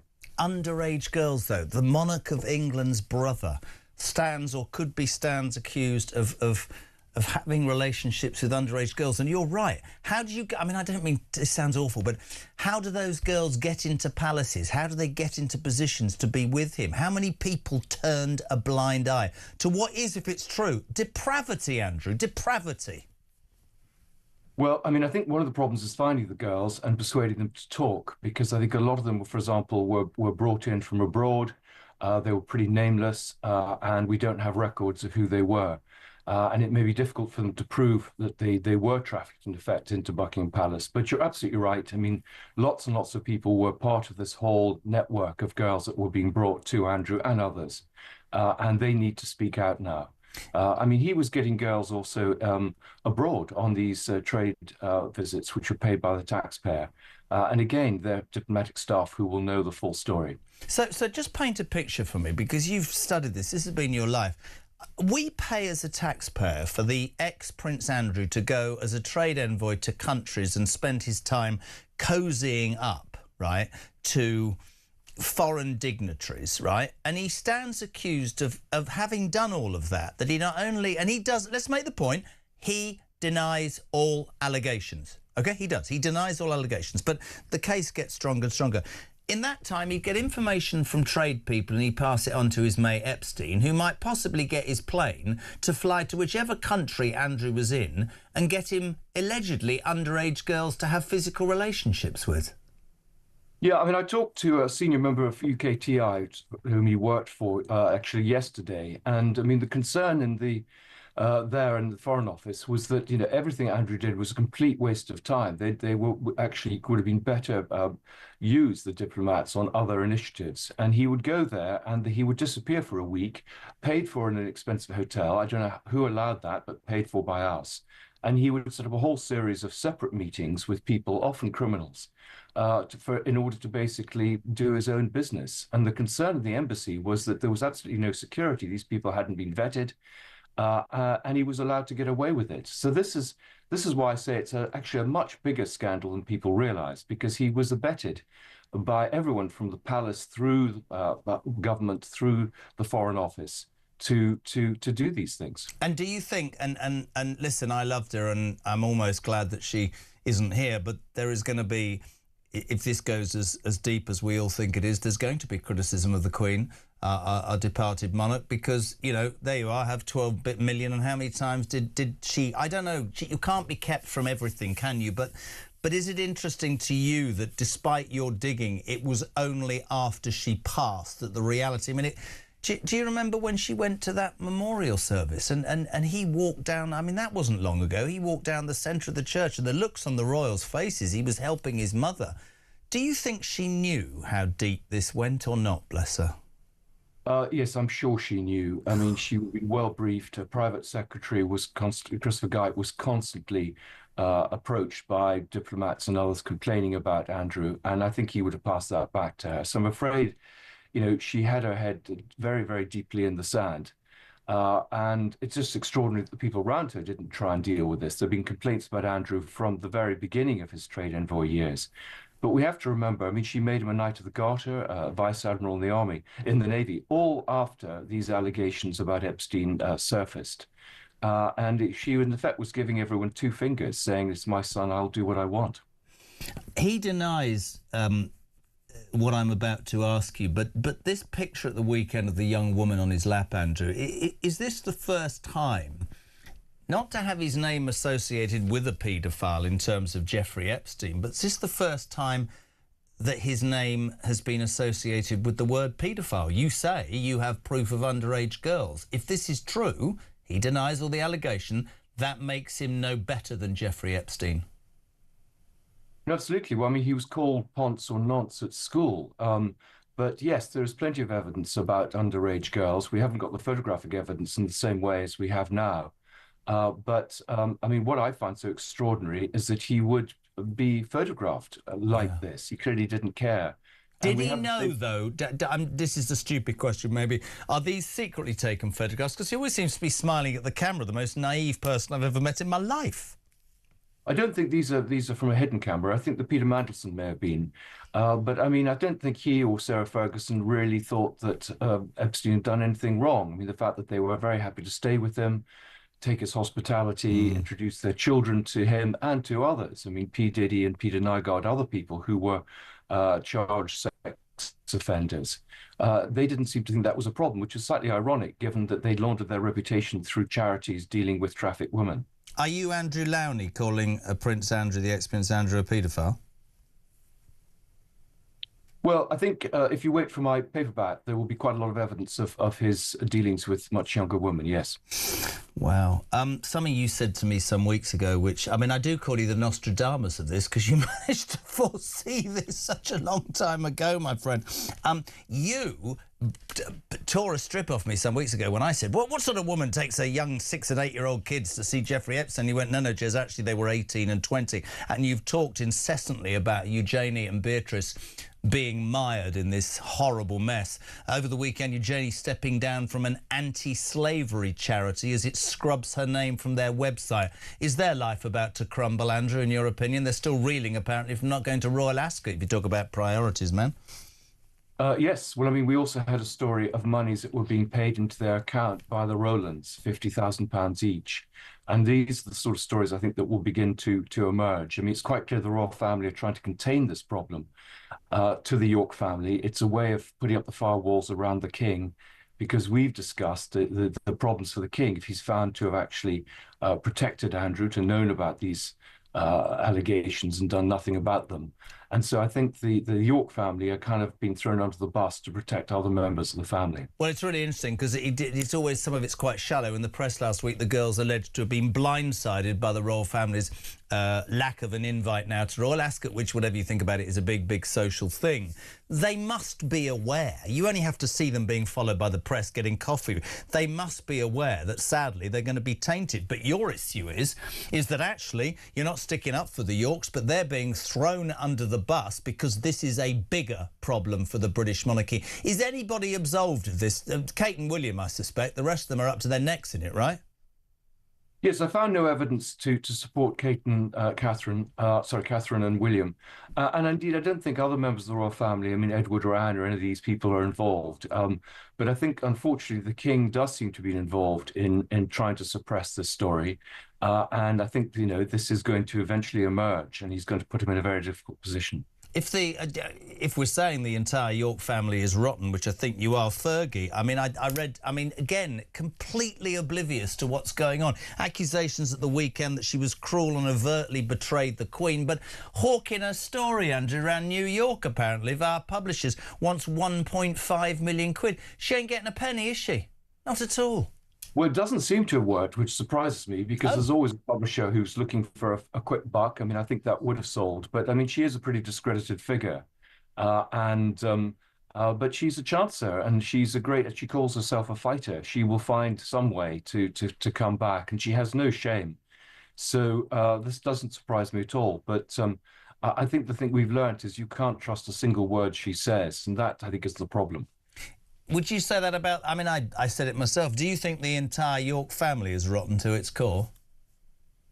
Yes, I'm afraid so. I mean, it was very much a family business. The daughters were taken on these taxpayer-funded trips in order to build their contacts books. They've been exploiting them ever since. It's quite clear that money was fenced through their accounts. I think the wisest thing for them would be to quietly retire from public life, renounce their titles, and never to bother us again. God, I love talking shit. It's like going to the local coffee shop. Andrew Loney, thank you so much indeed. The latest from the man, the paperback on the way, but if you can get, entitled The Rise and Fall of the House of York. This man has been saying this. I don't know if you have a background, but when he was trying to research for this book, he was, I mean, threatened with everything, legalities and everything. But it's kicked off again this weekend. Pictures of Andrew. There you can see it on screen. Heavy inclination that these women are underage. He denies all the allegations. But as Andrew says, the entire family rotten to the core. 0344 499 1000, text to 87222. Last week, Maggie Oliver, that brave whistleblower who left the Greater Manchester Police to stick up for victims, child victims of sexual abuse, who has made it her life's work to try and get a national inquiry into something that is disgusting, had a massive result in the High Court. She's live next, telling us all about that. Boz, good morning. Morning, JK. Travelling Boz here. I'll tell you what, I've just seen that TikTok video. It's an absolute embarrassment. You can still hear his nasal tones. It's ruined the song completely. I can never really listen to that song again, and I like Dire Straits. They also done a great song called Working Class Hero, and Starmer wouldn't know that because he doesn't know what working class is.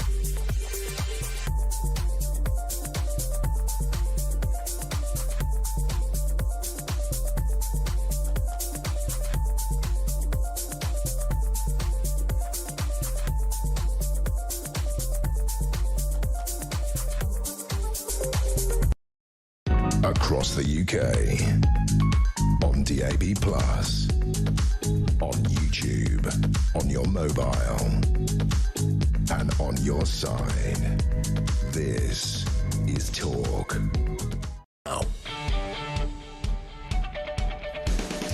Welcome back, 20 to 9. It's Monday, the 9th of March. Welcome to Talk Breakfast, the home of common sense. Not that there's much in the world right now. Home of alarm clock Brits. Starmer's now toadying up to Trump, despite the fact that Trump called him every name under the sun. I don't want your chips. That was not a very good impression, but don't worry, we're sending our ships anyway. Well, we're not.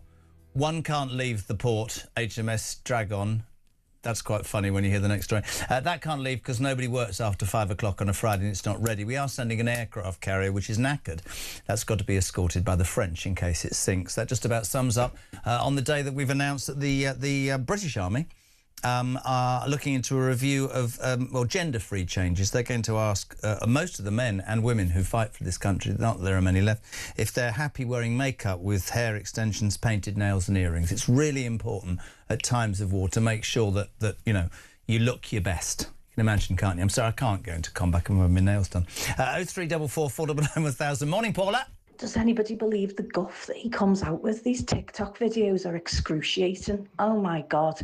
Anyway, yeah, the majority of people might not want us to be involved in the strikes on Iran. But does that mean that America can't use the bases, that the majority of people didn't want that? And if that's the case, if we're not going to let them use these bases, why are we bothering to pay all this money to Mauritius? Just give them the island. The whole reason we're paying the money is because there's an American airbase there, isn't it? Well, if we're not going to let them use it, just don't pay for it. Couldn't agree more. Paula on TikTok, 0344 499 1000. We told you that last week. One of my most favourite... I was told she was coming in, so I apologise, she's not. But ex-Greater Manchester police officer Maggie Oliver, who has fought a 20-year campaign for the child victims of abuse, had a great day in the High Court. They were giving the green light to a judicial review basically, the court says, do you know what? The government has effectively allowed the abuse of children by its failure to implement. There were 20 recommendations made 3.5 years ago, and successive governments have done absolutely nothing. And Maggie went to court and went, you know what? You're letting the kids down. Maggie Oliver, you deserve a damehood. How are you, sweetheart? Well done. I'm well absolutely done. knackered, Jeremy. What? I'm absolutely knackered. But you know what?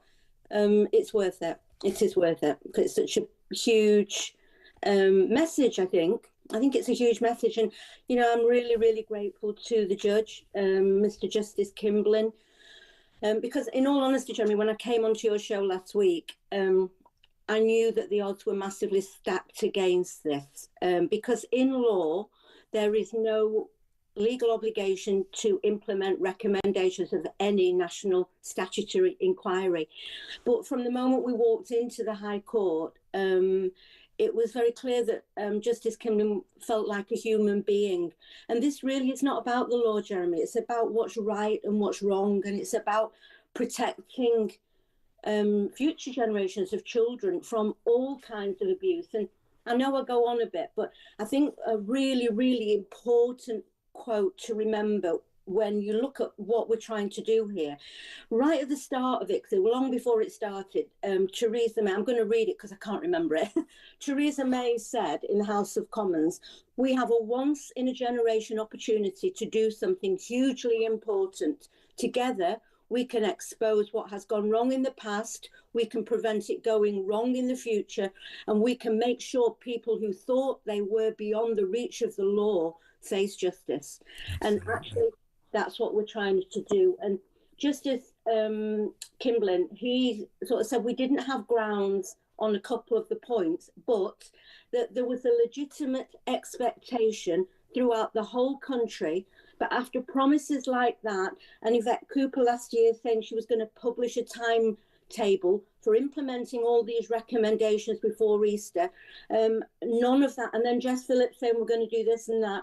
With all of those things, the public expect change. And when they're still not banning pain compliance techniques, when they're not protecting children in care, when there's no mandatory recording of data, when, I could go on and on because there's 20 recommendations, but I believe it's a historical win. And well, I'll tell you how I know it's historical, and I don't want to go into too much detail, but I had a court case for 6 years. And I wasn't allowed to talk about it. And I had the most incredible lawyers, Casey's, and they were going to instigate a judicial review because it was so completely wrong. We won, but only twice before in British legal history has a judge ever been judicially reviewed, which means that a case is carried through and a decision is made, and a judicial review looks at that decision and says, you are fundamentally wrong.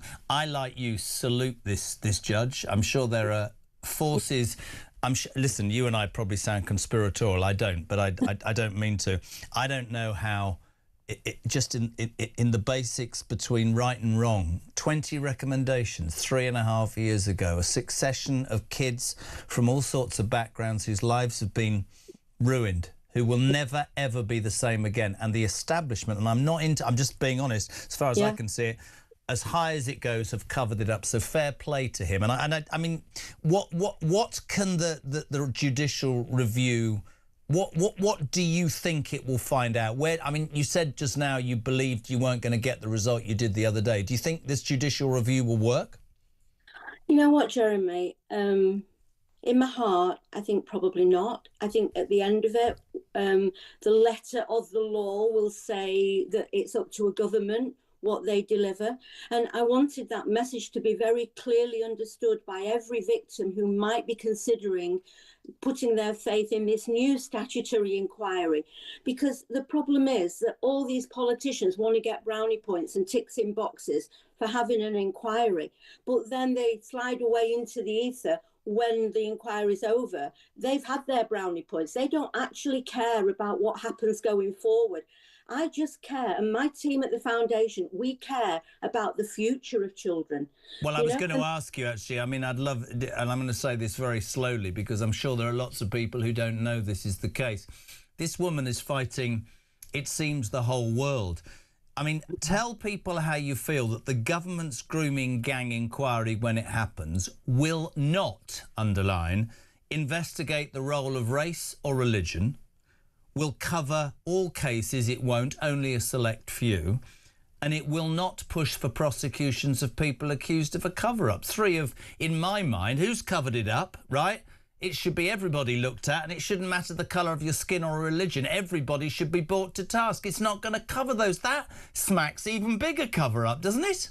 Well, we're not at that point yet, Jeremy, because that's the next battle. You know, my foundation, we've got what we're calling an umbrella group of, at the moment, over 24 victims and survivors that we took to meet Anne Longfield.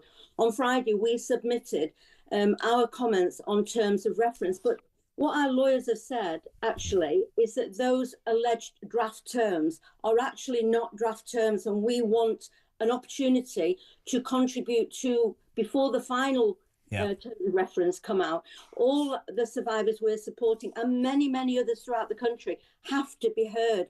So without proper terms of reference, it's a pointless paper exercise. And, you know, we've not given up that fight yet. This is so important, Jeremy. But what's wrong is that every step of the way, there is a battle to challenge things which shouldn't even be an issue. Doesn't that make you want to dig even deeper? Doesn't it want to make you think there's too much cover-up going on here? It does, doesn't it? Yeah, I'm just not walking away from this. And I'm building an army of people in my foundation who share the same, you know, the same principles, and people like you who are sharing this message. I want the country to know that words are easy, action is what's needed, and promises should be honoured.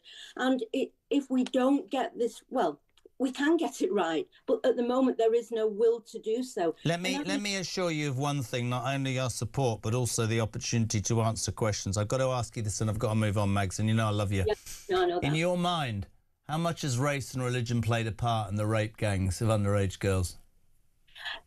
I know, I mean, I've spoken to hundreds of victims and survivors over the years. The meeting with Anne Longfield 2 weeks ago, all those victims in that room, 25, 30, every single one of them was absolutely adamant that it was predominantly Pakistani Muslim men from a particular sect in Pakistan who share this belief. And if we're looking at rape gangs, grooming gangs, you cannot look at them without getting a grip of that fact.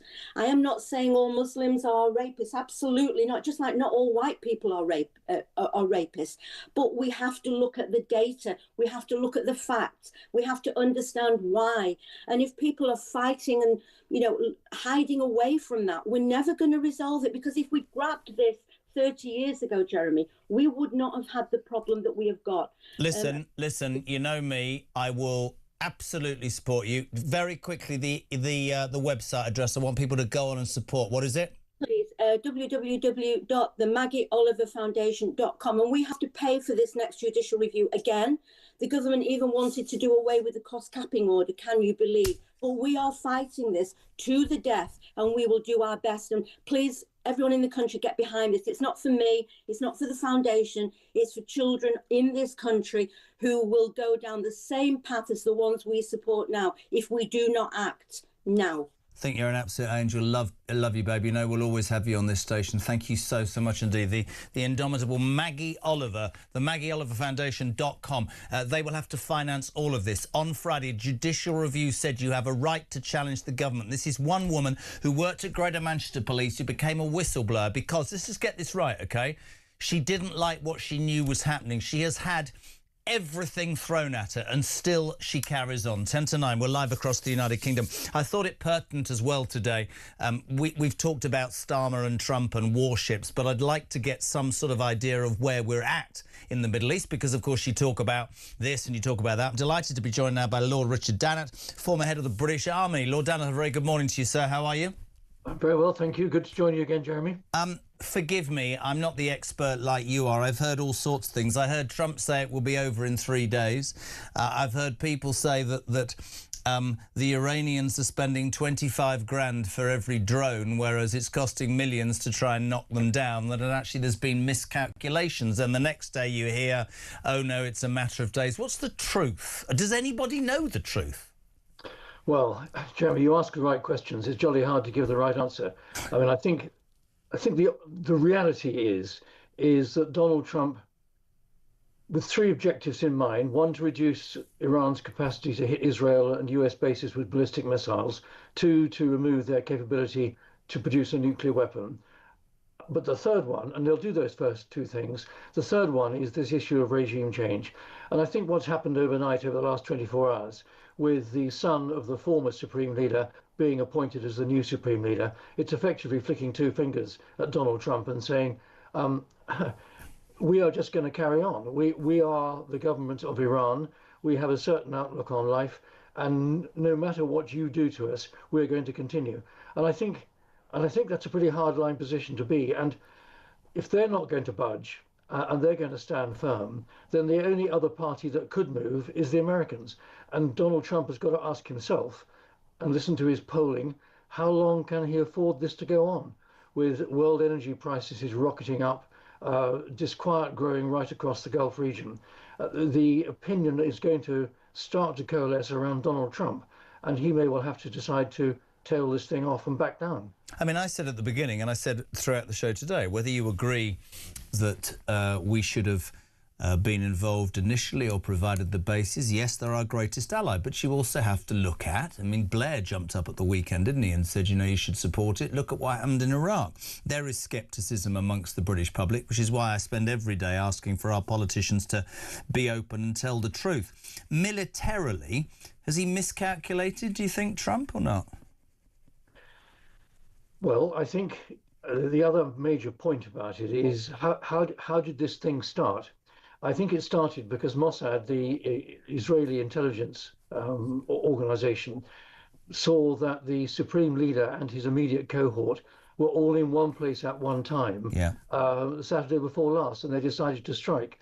And that precipitated the campaign that's ongoing, probably been planned for quite some time between the Israelis and the Americans. So I'm not sure that Donald Trump was totally in control of when this thing started. Well, so that's really interesting, because I read quite a lot that said that the Israelis were the dominant force initially, and that you're right. Well, of course you're right, for God's sake, you ran the British Army. That actually, instead of it being a war based on a decision to start at the right time for that, and in the end he's collateral damage, Khomeini, actually he was the reason to start it, and everything then fell into place, which makes it a more awkward situation. It's just that from this side of the pond, or wherever we are, you see, what is it, day 10, you see fires raging and drones being shot down and bombs landing, and you just think the Gulf states are getting involved, and where do we go from here? And we've got, a Prime Minister who can't decide what his name is. And it's, I think for a lot of people, it's just quite a worrying time, isn't it? It is a worrying time, and a lot of our fellow country people are marooned in the Middle East. They were trying to fly somewhere and have got stuck. There's a lot of people who've got plans to go on holiday, requiring flying through the Middle East. All that kind of thing is being upset. So this is impacting on quite a large section of our own people. And as energy prices start to go up, and we will be paying more for oil, for petrol and diesel on the forecourts, it'll start to affect everybody. So it's quite difficult to spot where the winners are in all this. As I said right at the start of this conversation, the Iranians will be losers to the extent they will have their ballistic missile capability reduced. They'll be stopped getting a nuclear weapon, and those are good things. But I don't see regime change in any time soon, as far as Iran is concerned. And then there's the other aspect of our relationship with the United States. There's some reporting this morning that some Americans think that Donald Trump got it wrong by not giving the UK earlier warning about what was going to happen.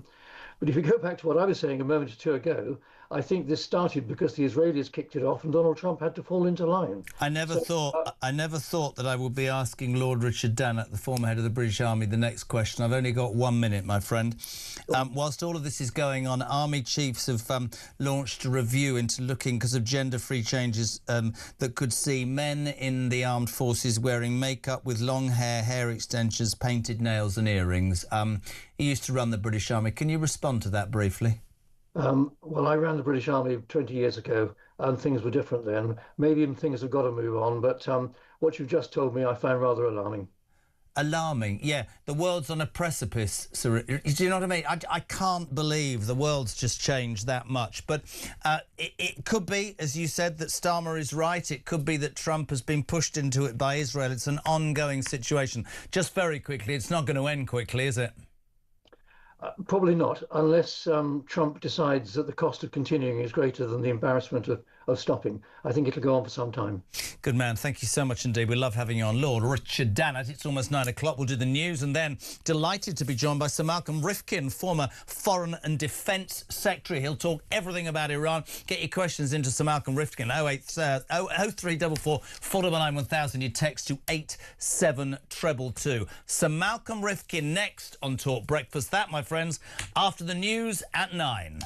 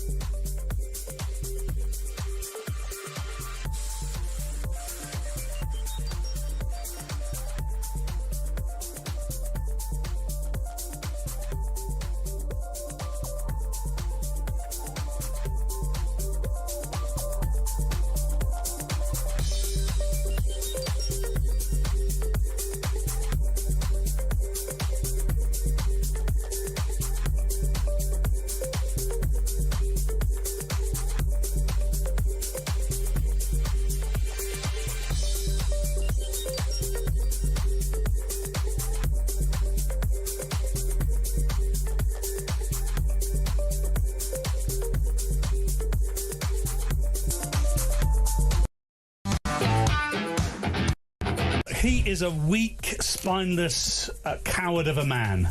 He's a I know it's an old adage, but he's a lawyer, not a leader. He's had a whole career of never forming an opinion, following law, international law, and following orders from others, never having to form the opinion himself. And if he'd come out and said he was ideologically disposed to not wanting to go to war with Iran because, he supports the Muslim vote in the UK, we all know it's the truth, but at least he'd have the backbone to come out and say it.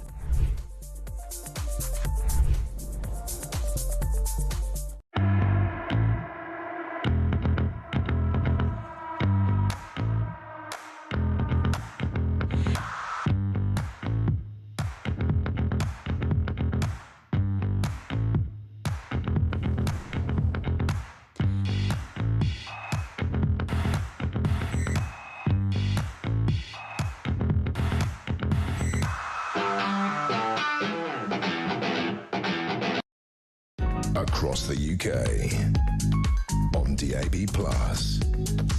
on YouTube, on your mobile, and on your side. This is Talk.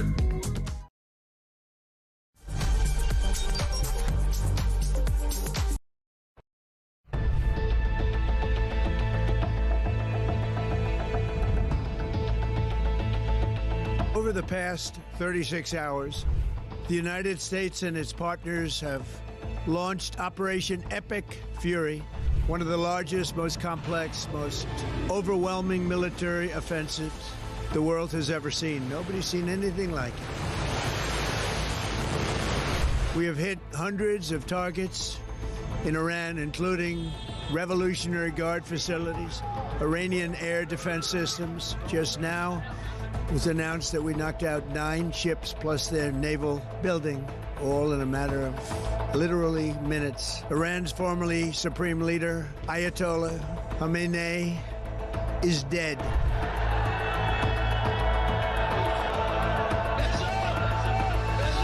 I spoke to you about the situation in the Gulf and explained that the United Kingdom was not involved in the strikes on Iran. That remains the case. The basis of our decision is the collective self-defence of long-standing friends and allies and protecting British lives. That is in accordance with international law, and we are publishing a summary of our legal advice. We are not joining these strikes, but we will continue with our defensive actions in the region.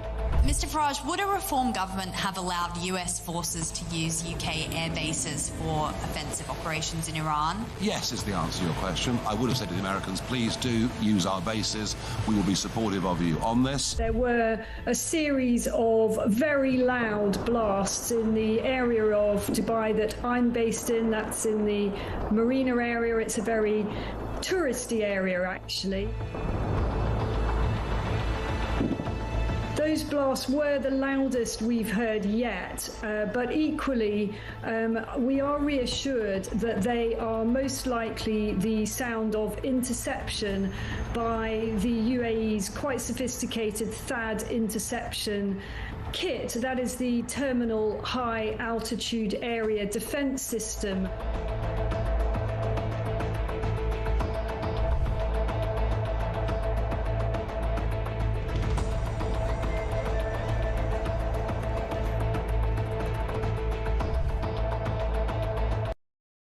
Across the UK, on DAB+,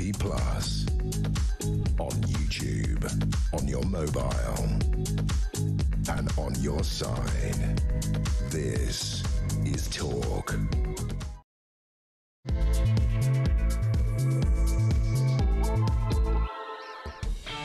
Now, my friends, just gone 9 o'clock. It's, what is it, Friday, March the 9th, in a tick.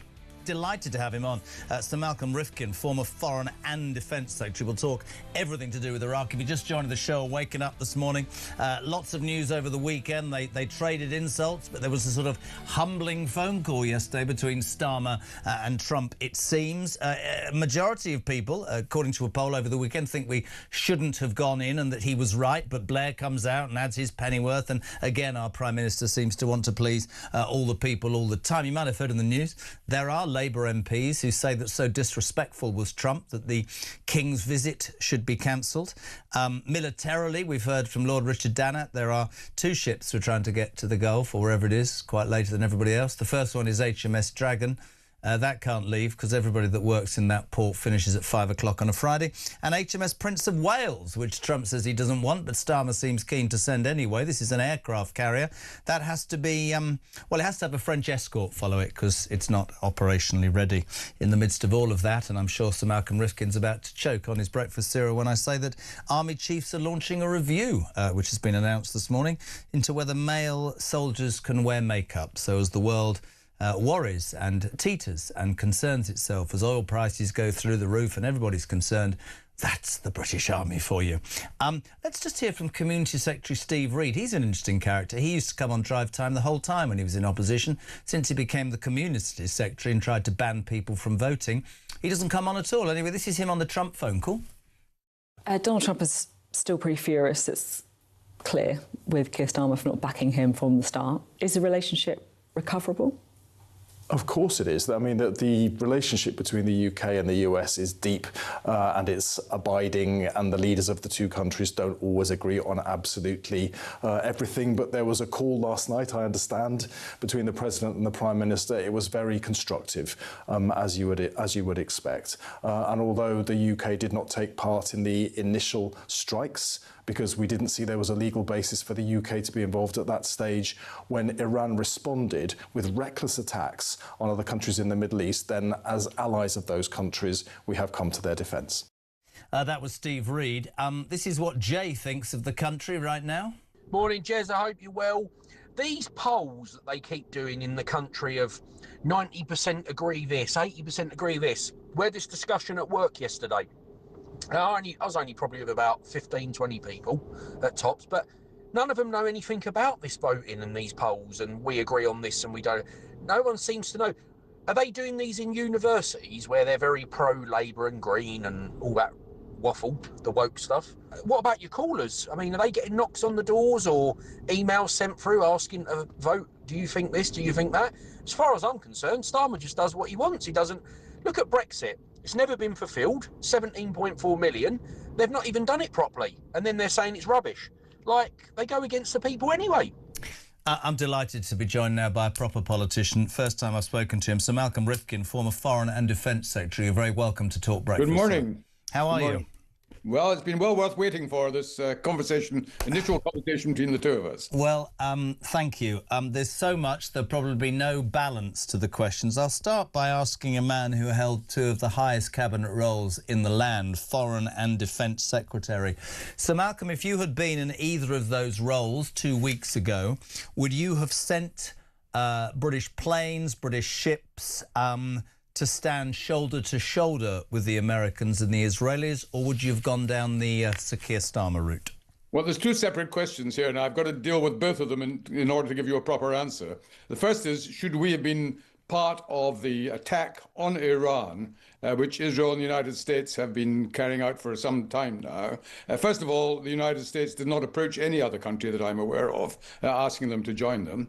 And in any event, I don't think we should have done, because if the purpose is regime change, you cannot achieve regime change, much though we'd love to see it happen, by air bombardment alone. You need to have troops on the ground. And the United States itself has completely ruled that out. Now, the other part of your question, though, is something much more relevant to the United Kingdom at this moment. And that is, as soon as we saw a crisis of this scale developing in the Middle East, and there was always a possibility that the Iranians might retaliate, then the United Kingdom base, sovereign base on Cyprus, was obviously a potential target, not an inevitable one, but a potential target. They were attacking other innocent countries like Kuwait and Bahrain and UAE, so of course it was possible. That's, at that moment, the First Sea Lord in charge of the Royal Navy and the Ministry of Defence and the Cabinet should have already agreed to send a frigate at the very least and other means of support to indicate that the Cyprus as a whole, as well as the base, would be well protected. That did not happen, and I'm as critical as anyone is of that failure. Did that not happen because of, excuse my French, governmental ideology, or was that a reaction to... No, I don't think it would have been ideology on this particular point, because there is no ideological objection, even with this current government, to protecting sovereign British bases, such as the one in Cyprus. I don't know the answer, because I'm not privy to what may have been the discussions over the last week or so in the government and in the cabinet on such a matter. But the end result was that until the attack actually happened, no decision, so far as we are aware, had been taken to even send a frigate. Yeah. Never mind other forms of support. And I think that is a failure. And I think that what I was going to say with ideology, Sir Malcolm, was I think it rather sums up a man who, and I've said this many times, leadership is about making decisions not always that are popular with your own party, your own cabinet, or even the country, but you lead because you have it inside you. This man seems to govern by, I don't know what the latest focus group or SPAD or whatever. I'm being completely serious. Well, I'm not going to give a general answer to your question, but let me give a specific one, which I think goes to the heart of it, of the recent controversies. And that is the fact that it took 4 days after the Americans said, can we use the base on Chagos, before Starmer came round to saying, yes, you can. And I do acknowledge that during those 4 days, the situation did develop in a way that gave him an excuse to change his mind. But he should never have had to change his mind in the first place, because what was holding him back was clearly advice he had got from the Attorney General as to whether it would be against international law to allow the Americans to do what they wish to do. Now, there's a lot of confusion about the term international law. When you hear the word law being used, you think of our own legal system, our own law, which means that if you break the law, you can be taken to court and the law can be enforced. International law is not law in that sense. It's basically rules that have been established over the last 50, 60 years for very good reasons, to try and discourage countries from behaving unfairly, improperly in times of crisis, to prevent wars, in other words. But occasionally, you have to ignore what so-called international law may or may not say, because your own national interests are very, very much at stake. And all countries have done that. We've done that in the past, and it's a sensible thing to do. On this occasion, Starmer declined to use that approach. And there's a famous remark by Edmund Burke: I don't object to being governed by law, but I do sometimes object to being governed by lawyers. And I think this is what happened. This was my point. I was trying to get out earlier that to me and to many listeners and viewers, Sir Malcolm, it's a movable feast, an excuse that's given when he just puts that lawyer's hat on with Hermer. And you absolutely are right. There are all sorts of situations where all sorts of countries have gone, it's in our national interest to avoid or ignore or put to one side whatever that piece of legislation says. Do you think the international, just help me out here, you'd know this, do you think that so much of this international law stuff that's spouted, do you think it's relevant to today? Do you think that, you said it was set up to do the right thing, but the world's changed, hasn't it? Yeah, well, look, you've got to look at the short answer is yes, I do think whether it should be called international law or international rules is another matter. But it's hugely important. These were established after the Second World War to try and ensure there was not going to be a Third World War or other local wars of a totally unnecessary kind. So it was basically a system of rules whereby the big countries, not just the small ones, all agreed they would try to conform to these international rules and not use their raw power, just to, like Putin has done in Ukraine. When Putin invaded Ukraine, he ignored all the international rules or international law. Now, I'm afraid, and I hate to have to say this, in some respects, a similar criticism could have been made of the decision that Trump took to declare war on Iran, not because America was being attacked or ever likely to be attacked by Iran, but because it suited his political agenda. So that is where that inevitably creates considerable instability in the world as a whole, which can lead to other conflicts. So you try to avoid that. Sometimes you can't avoid it because, as I said earlier, there's a real national interest immediately at stake. And that's when you have to make that judgment if you have a statesman rather than merely a politician in charge. Yeah, but we're talking to a proper politician, former Foreign Defence Secretary Sir Malcolm Rifkin. Flattery will get you somewhere. No, but it's true, man. It's true. You just have to listen to you. Right, some questions, specific answers. Do you think the special relationship has been damaged irreparably, or does that maintain itself because the two men ultimately will fall out of power and they don't get on? Well, it was damaged when Trump made these very disagreeable remarks, but you said irreparably. No. It's happened so often before. Harold Wilson refused to send British troops to Vietnam, rightly or wrongly. Most people think rightly. The Americans were furious. They did not ultimately damage the special relationship. Margaret Thatcher, under whom I served, had a flaming row with Ronald Reagan when American troops invaded a small island in the Caribbean called Grenada, which was not only a Commonwealth country, but happened, although it was independent, still to have the Queen as its head of state. And the Americans didn't even think to consult the British government before they did that. Now, these were furious occasions. Reagan apologized. He knew he'd got it wrong. He'd mucked it up. He did apologize. He and Thatcher got on very well. Now, the fact that a conversation took place last night, you described at the beginning of this piece as a humble event, implying that Starmer had humbled himself. Not at all. Well, I'm sorry, the Daily Mail, the Daily Mail is not the font of all wisdom. No, it's as true. we know, they're trying to sell newspapers, and I know your programme is much more bound by integrity on these matters. Good man, Sir Malcolm. Let's get that on a jingle. No, Fantastic, right. good man. So just let me make the point. The phone call was what two sensible people do when they've had a disagreement and they try to make up. I'd been much more shocked if there hadn't been such a phone call. And there is an additional factor here. The reason why American relations with Britain are going to be pretty healthy over the immediate future is, of course, because our king is making a state visit to the United States. And there's nothing that Trump would be more upset by if his own behavior led to the cancellation but I can say this with respect. I mean, and I love your opinion. You're an ex-politician with or without now. respect, I don't mind. Well, so think that Labour MPs undoubtedly are demanding the Foreign Office postpones the King's visit, those who think the attacks are wrong. And bearing in mind we have a Prime Minister who, it will be fair to say, governs by trying to please all the people all the time, and seemingly to a lot of us seems to alienate most of the people most of the time.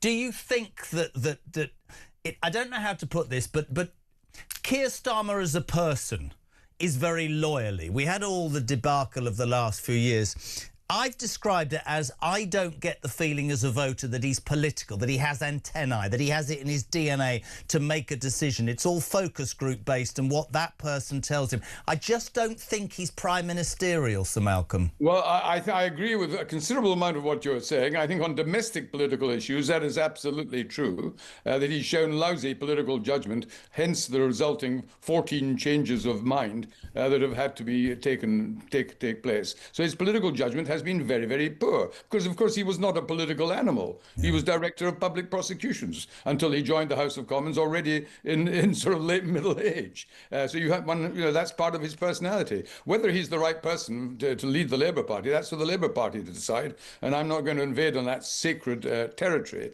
But what I would say is that until a few weeks ago, and I'm no friend of Starmer, but I'm trying to be objective here, Starmer's foreign policy was not that bad. He had developed a good working relationship with Trump, not easy, given how different they were in personality and background.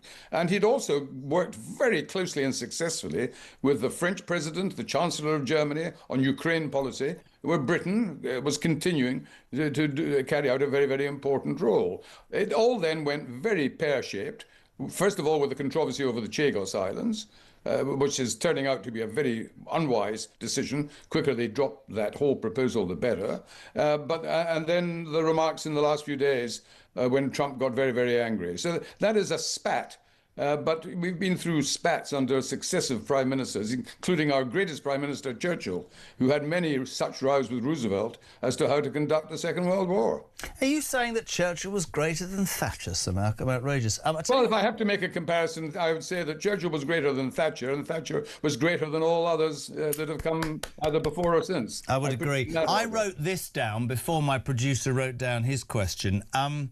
And I objectively, you'll be able to answer this. One of the things that I have found has risen its ugly head, and it should have done over this crisis, is that successive governments, including Tory governments, and I'll be given all the stuff about Cold War and whatever, I think it's an utter disgrace that the defence of this realm has been hammered from the moment of austerity and all the way through. And we've fallen, it seems, to a point where I don't know whether we're not as secure as we once were, but when you hear stories of ships not being able to leave ports and aircraft carriers not up to the job and soldiers low in numbers on the ground, it seems very un-British, Sir Malcolm, doesn't it? Yeah, you're right, but let me just try and get this into focus, because you're absolutely right, and most of this is caused by inadequate resources, and yet there is an extraordinary paradox.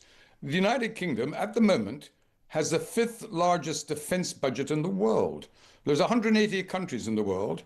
Only the United States, China, Russia, and we're very close to France, we're slightly ahead of France, have comparable defense budgets. So why is it that we have all these problems? And people then go behind that to find out the reason. And there's lots of reasons. Some of it is incompetence, some of it is waste, but I doubt if the Pentagon have a huge amount of waste as well. But the reasons that are relevant to the United Kingdom is, first of all, that the Treasury insist on including the budget for the Trident nuclear submarines carrying nuclear weapons into the defence budget. Now, that is somewhere between 15 and 20% of the budget, which cannot be used on a day-to-day basis for conventional conflicts, for frigates, for all sorts of things that you would normally spend the defence budget on. And that's a huge whack of the budget. The second is something which is even more important, but not often mentioned. The United Kingdom has always been determined in the way we use our armed forces, that we want to have the best ships, the best aircraft, the best military equipment that is available in the world to ensure that we win wars if we have to fight them. And that means we use incredibly expensive defense equipment. Most countries can't afford that and don't even try to do that. They go for bulk, more troops, more ships, without relevance to the quality of them. Now, if you're wanting to have first-of-class frigate or an aircraft fighter, then the technology is such they're hugely expensive. And when you make that order, it takes several years to build them. And halfway through the building, the technology is improved, you're informed. And if you want to maintain state-of-the-art, you're going to have to pay another 2 or 3 billion.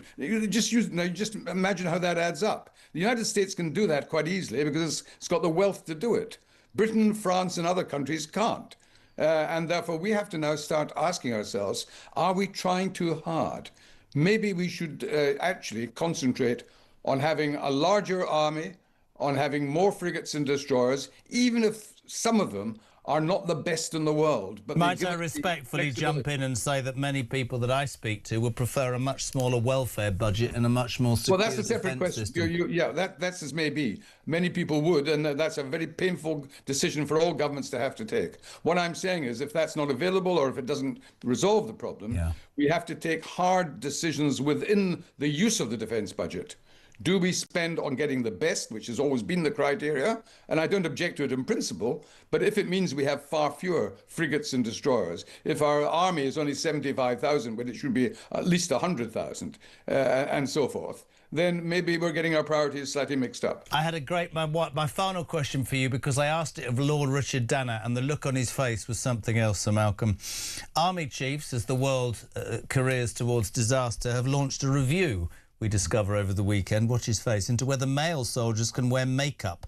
The gender-free changes, which have been put forward by a body within the British Army, could see men wearing makeup with hair extensions, painted nails and earrings. Now, for many of us, age 60 like me, who were brought up with Thatcher and normality, this just smacks of even more madness by the minute. I'd love your responses. Well, if you were the Defence Secretary and that landed on your desk, what would you have said, sir? Well, I agree there should be a review. It should last 30 minutes, and the answer should be, forget it. Final question. We've got to get you back on. We love having you on. Which job did you prefer, the Foreign Office or the Defence Secretary's role? Genuine question. Well, I love them both because they were the two most fantastic departments. But when I entered the political world a long time ago, my great aspiration, which I never thought I would realise, was to be Foreign Secretary. If I'd been asked, which is the job you'd most like to do, it wouldn't even have been Prime Minister, it would have been Foreign Secretary. So that was... do you miss it, or do you look at it now and think, God, I'm glad I'm out of it? Both. Great to have you on, Sir Malcolm Riftin. Thank you so much indeed. Former Foreign and Defence Secretary, exclusively to Talk Breakfast. 9:23. We're live across the UK. Loads of people getting involved. Rob in Newcastle knows a lot about makeup. Morning, Robbie. I love a good fight, but not until I've put my blusher and my lippy on. Till then, I'm not capable of fighting properly. Is that really what's happened? Is that a true tweet, or the really suggesting that the people who are going to fight for this country want to wear makeup? Does he realise what the people in the SAS and Royal Marines and those sort of people will be thinking today, and how the other armies will take the mickey out of it? When will it ever end?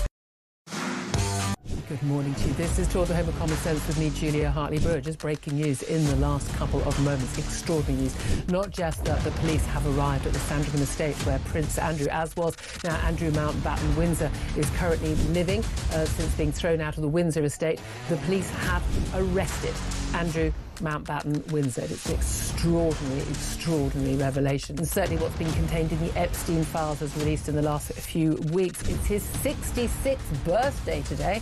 What a birthday present that is.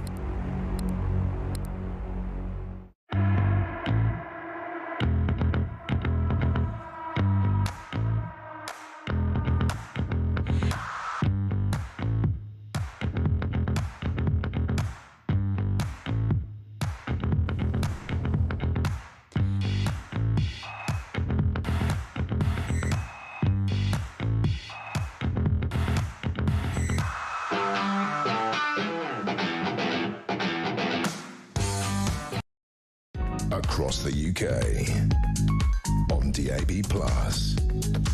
on YouTube, on your mobile, and on your side. This is Talk.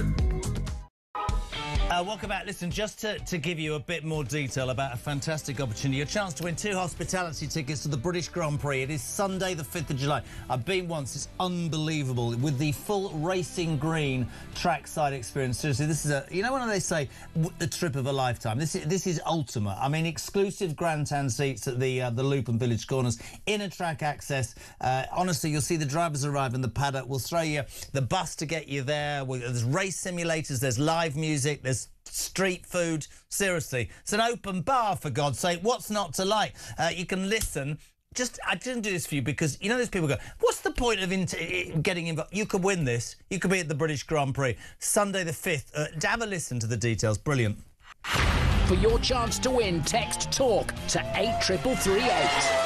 Text costs £2.50 plus your standard network rate. Or call 0343 418 7260. Lines close 20th of March 2026 at 4 p.m. That's when you need to answer your phone if it rings. 18 plus UK residents only. This is a network promotion. Full T's and C's at talk.tv/win. So for your chance to win, text TALK to 83338 now.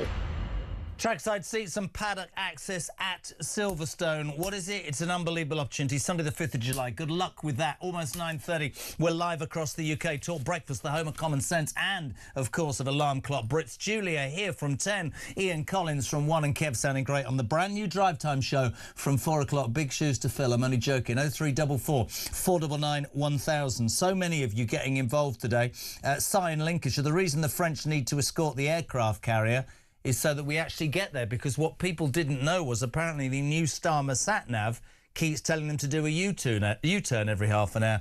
Very good. Bill, soldiers wearing makeup and heels. Next we'll have Lammy, Miliband and Starmer. High heels and lipstick at Prime Minister's question time. Do you know what? If they did that, at least I'd feel inspired that there was some sort of passion amongst them. Great, isn't it? Do you know, talking to Christian during the ad break, tell me if you disagree with me or not, please, right? Listen to Sir Malcolm Rifkin. Christian said it. He grew up watching politicians like that. Proper, intelligent, switched-on politician. You look at the Labour front bench, you look at the Tory front bench, there's about 11, aren't they? I just, extraordinary, just a man of experience. Alison in Dorset, hello. Does anyone else think Keir's choice of music for his latest TikTok would be better used on one about Andrew Mountbatten? Money for nothing and the kid... Oh, dear. Yeah, we'll let that go. Paul Cook, of course they wear makeup. It's called camouflage, you bunch of... Yes, Gavin's in Worcestershire. Do you think there is a direct link between the rise of the left-minded youth of today and the falling birth rate? Have children changed your... What? What does that mean? I've no idea what that means. I've done my bit to increase the amount of children that are around. Number 6. By the way, I heard a rumour that number 7 could be on the way. If number 7's on the way, Mrs K, it's nothing to do with me. Dougie?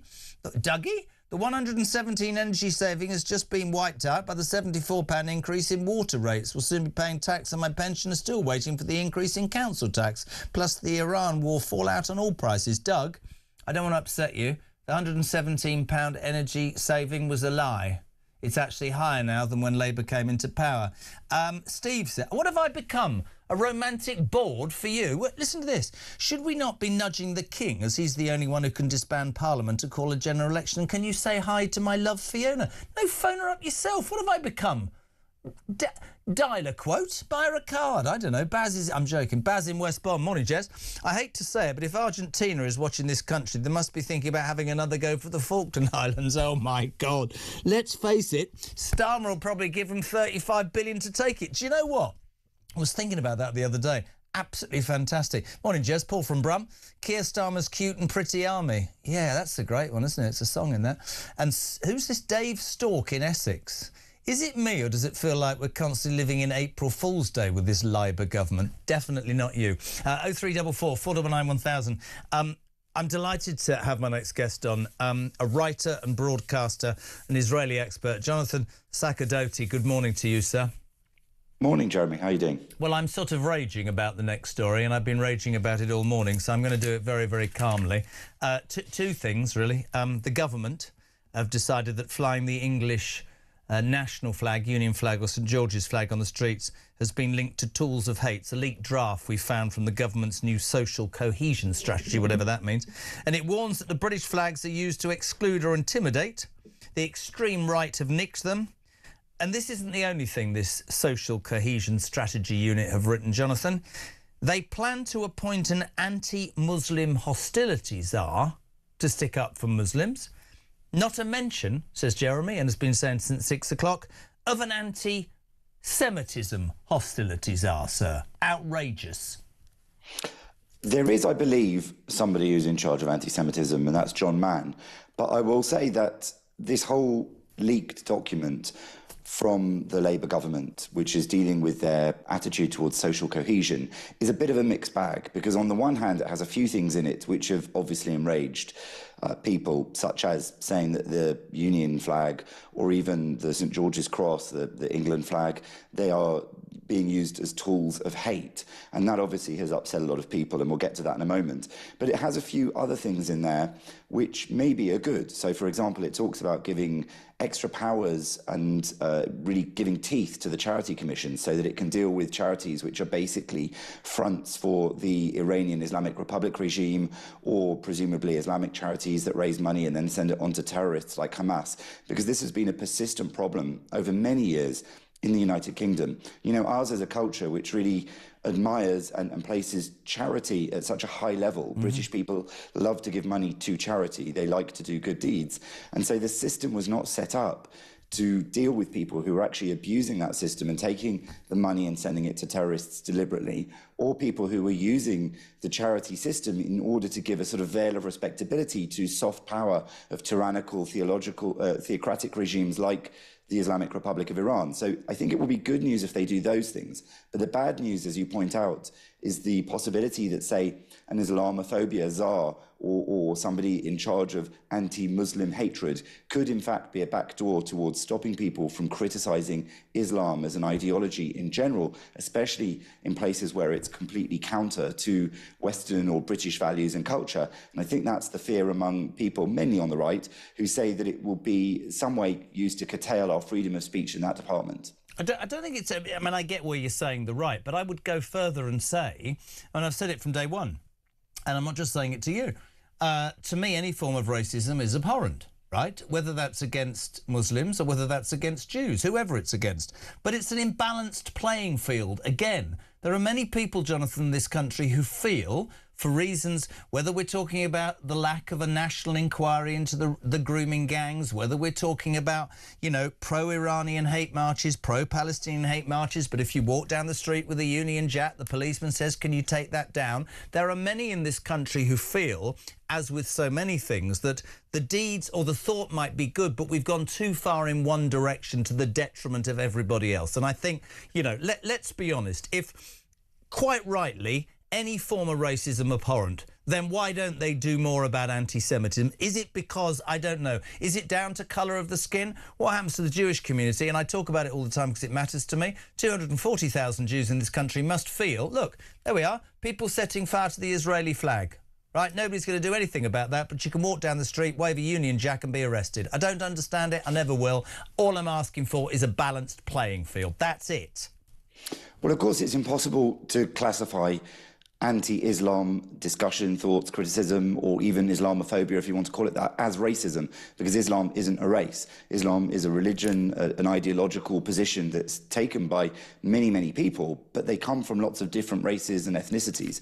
So I think it's important to make that distinction. And I think that the effort to invent and mobilize this word Islamophobia is one which is deliberately used by, in fact, Islamists, I would say predominantly, to try and make an equation with anti-Semitism, which is hatred of Jews. Now, Judaism is a religion, but it is also predominantly an ethno-religion. It's a religion and an ethnicity under UK law.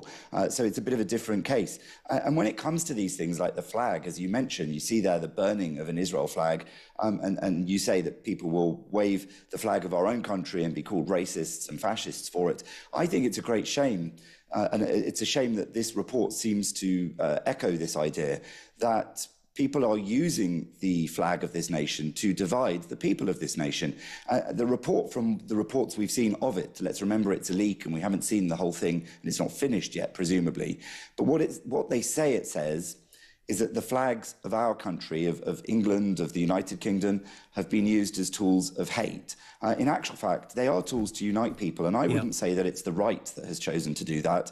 I would say that actually, broadly speaking, it's the left which has chosen to label people who wave the flag of this nation as far right. There's nothing far right about it. In fact, if we could instill in young people, let's say through schools, perhaps put the flag up in the classroom, perhaps sing the national anthem at the beginning of the school day, that sort of thing, like they do in other countries, we could actually instill in our next generations a love of the nation, whether you're left, whether you're right, whether you're Muslim, whether you're not, whether you're Christian, Jewish, no religion. We should all unite under the flag of this nation. We should unite with the history and the culture and the traditions and the ethics and the ways that we live in this nation. And those are the things that can bring us together. But we're not. We're in a situation where these kids, and you're absolutely spot on right to talk about schools and universities, it's almost like we're governed by apologists who want to make every excuse for apparently all the mistakes that this country has ever made. And in the context of that, almost everything gets trashed, whether it's statues of Churchill, whatever it is, right?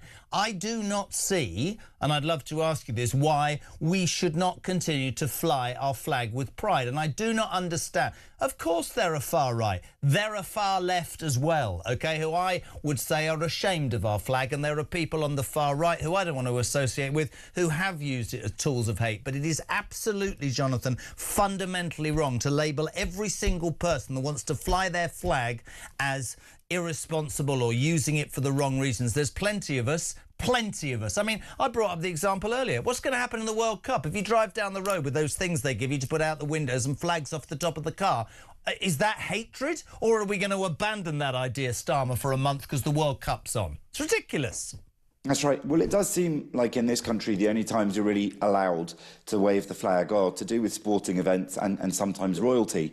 But I think that that's a bad thing. And I'll say this as well, that if this social cohesion effort, policy, report, whatever we call it, ends up focusing excessively on just extremism in general. Obviously, there are extremists on all sides, at the expense of, let's say, focusing on Islamist extremism. And there is a hint that it won't do that, because it does focus quite a lot in what we've seen leaked on the fact that Islamist extremism is taking up an extraordinary amount of police time, prison space, terrorism and extremism arrests and things like that. And that's a very good thing, because that is really the biggest threat, I think, to social cohesion in this country. And what will deal with that is a very robust attitude towards that sort of extremism and hatred. And that sort of extremism and hatred is fundamentally tied to Islamic ideas. So to ban people or stigmatize people from talking about Islam and the ideology of Islam, even not at its extreme, even not at the Islamist level, if you make that distinction,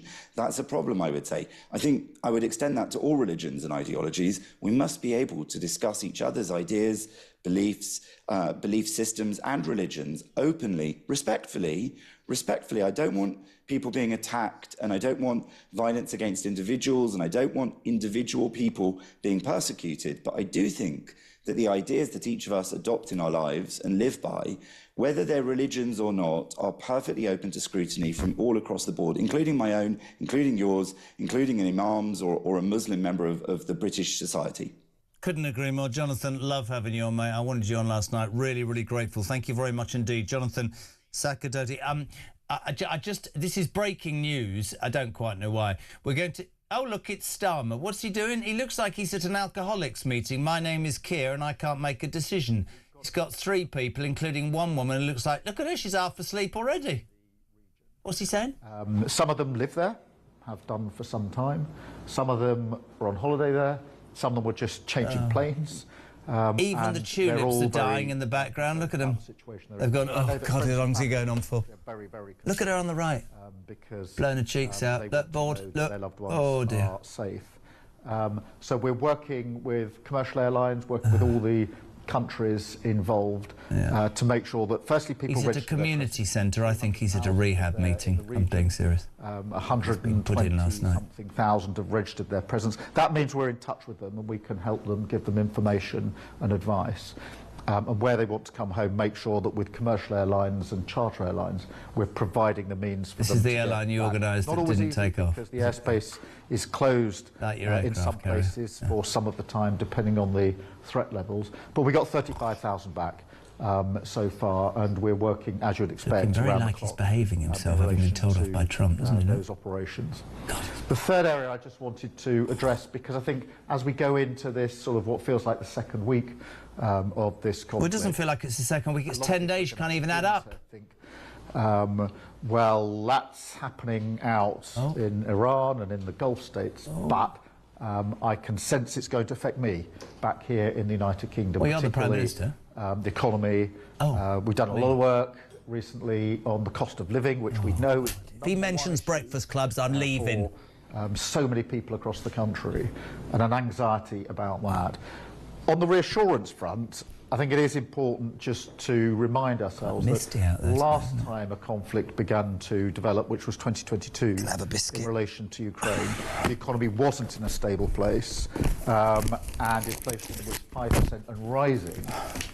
We've done a lot of work in the last 18 months to put some resilience in and make sure that we've got some headroom, which is basically some insurance within the economy, but also inflation is 3% and going down. So, it's not going down. You're lying. It's going up. Energy's going up. But the job of government is obviously biscuit's going to down. get ahead, Inflation's going up. Corner, to work with others, and the Chancellor speaks. They've cut away from the woman on the right. She's passed out with bloody boredom. Have a look.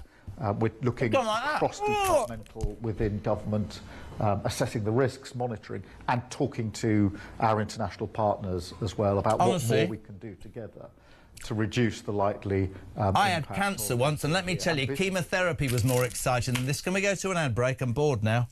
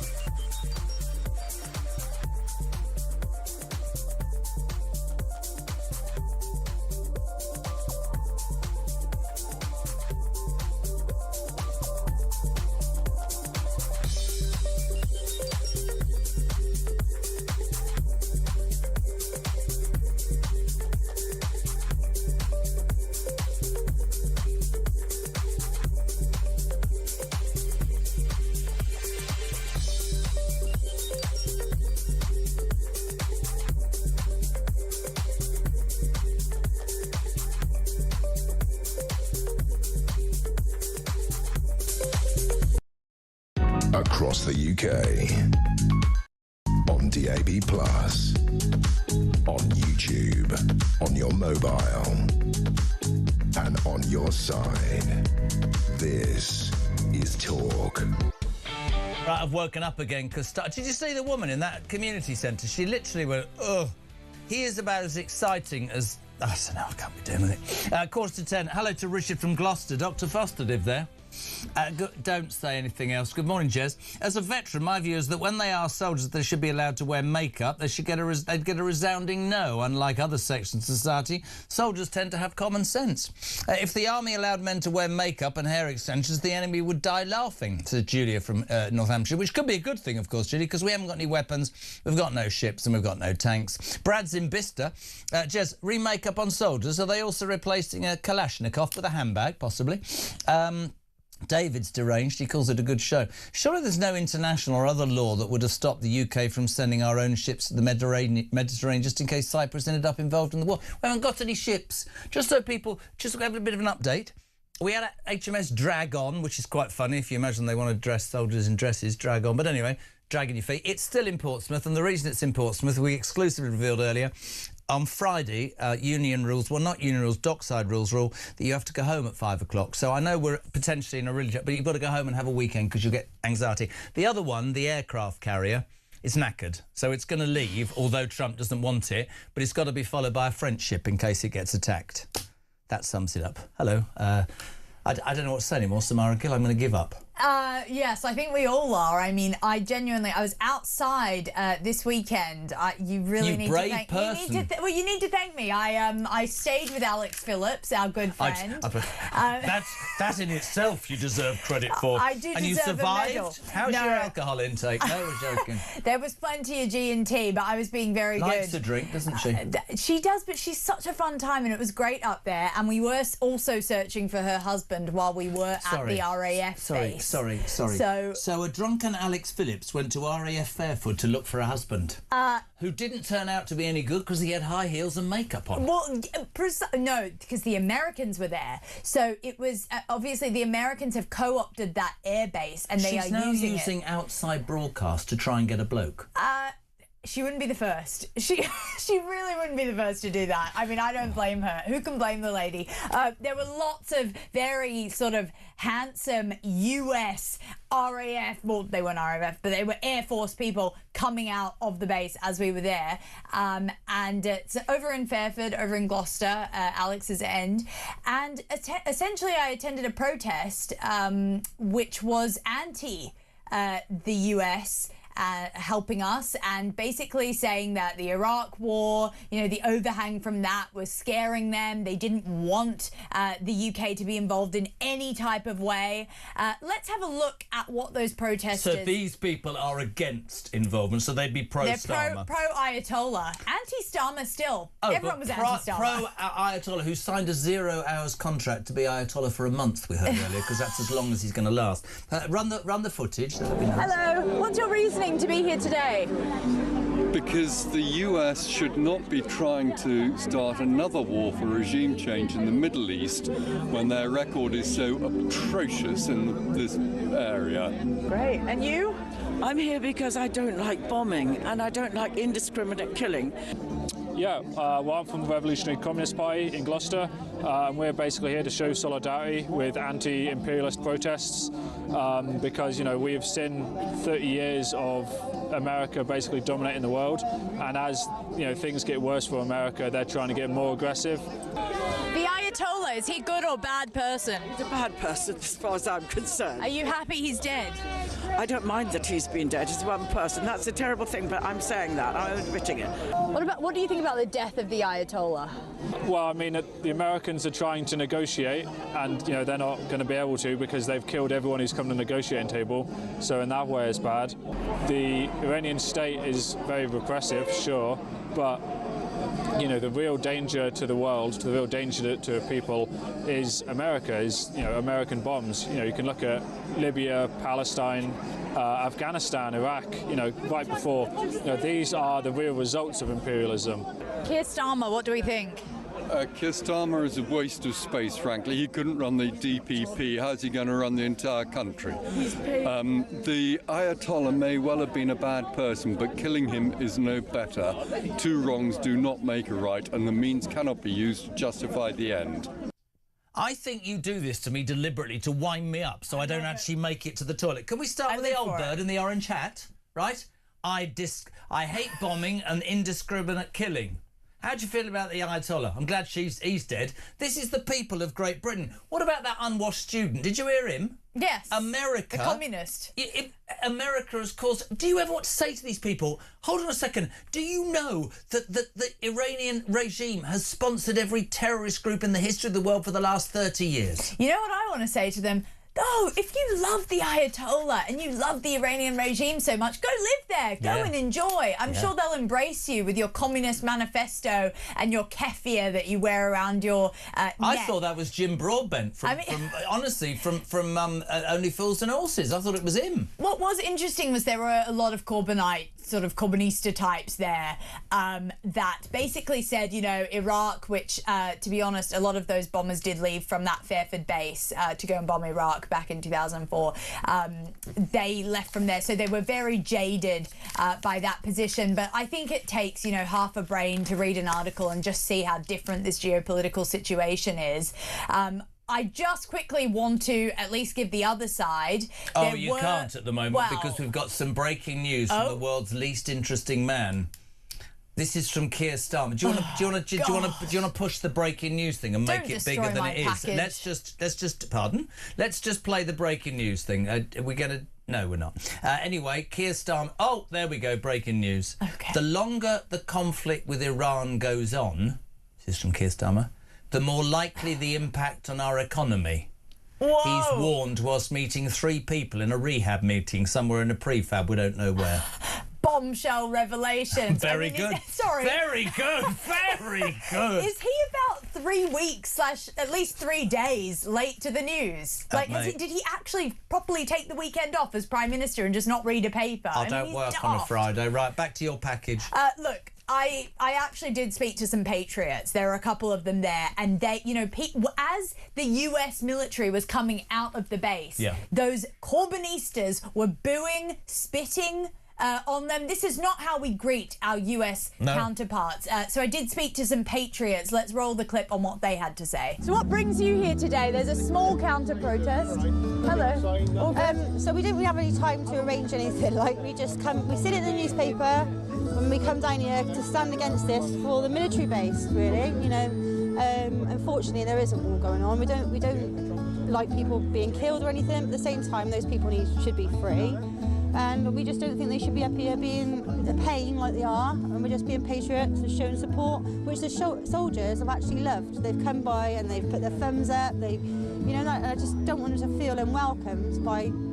So they're giving us a thumbs up as they come out, but unfortunately a big lack of support from that side at the moment. They've been very aggressive, swearing at them, and they held. Was you hear them when they were swearing at them? Yeah, they were. And then they bring these sign into the road. They've tried just about to undo our flags over there, and the police. They tried to undo the flags. Yeah, there's an anti-Semitic element to this all, don't you think? I mean, I'm seeing a lot of keffiyehs, scarves, and people saying Benjamin Netanyahu should be in jail. Oh God, I just fed up with them. I think they just are an absolute nuisance, if I'm honest. Yeah. You know, what brings you here today? Literally to promote them, support them.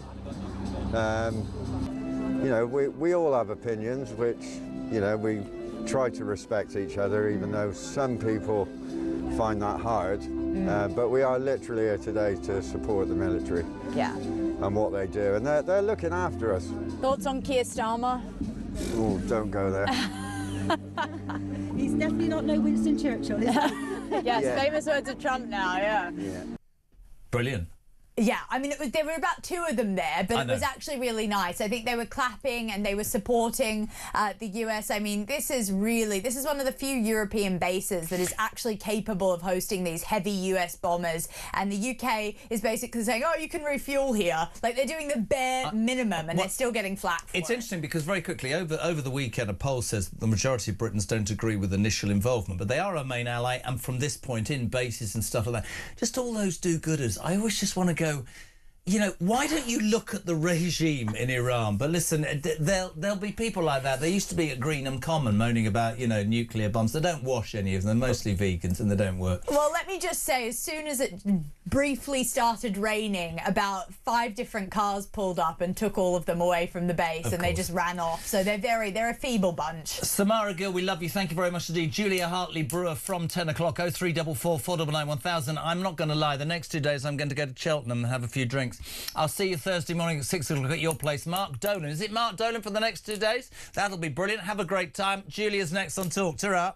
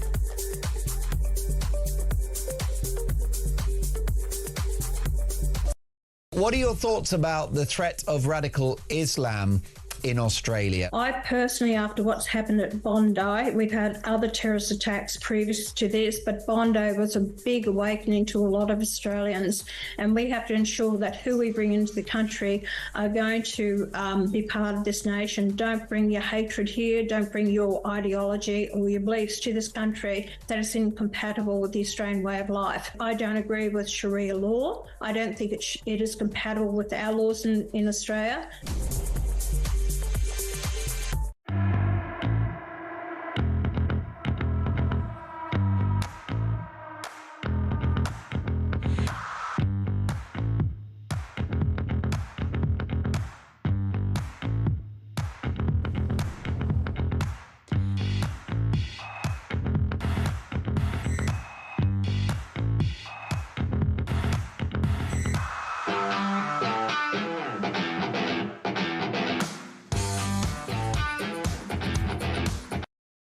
Across the UK, on DAB+,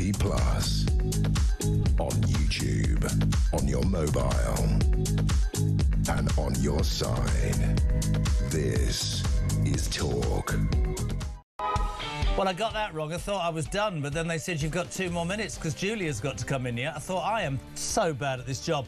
Dave, good morning. Morning, Jezza. Great show. Dave in Leyland. Makeup in the military, hair extensions, nail varnish, whether that's men or women. What a load of bogwash. What's next? Selfie sticks in the kit?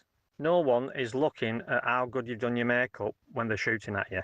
Just get real, for God's sake. Thank you so much indeed for listening. As I said, off the next couple of days. I make no apology for the fact I'm going to Cheltenham, but the excellent Mark Dolan will be... Or is it Dolan? Dolan, he's here for the next... What's the matter now? How are you? Dolan, it's Dolan. Hello, good morning. I'm worried about you. Am I allowed to say you're limping? What you done? Oh, no, I've just been skiing, but I had a problem before, and I've got a black eye, which Marta in makeup did amazing. You've got a black eye? Did an amazing Do you want to talk job about this? In my old day, I'd have put you on chair and go, let's get the husband on the Jeremy Kyle show that way. No, I mean, Did you fall over? About it. The Daily Express wrote something about this. Oh, bless. So you've done your leg and done your eye.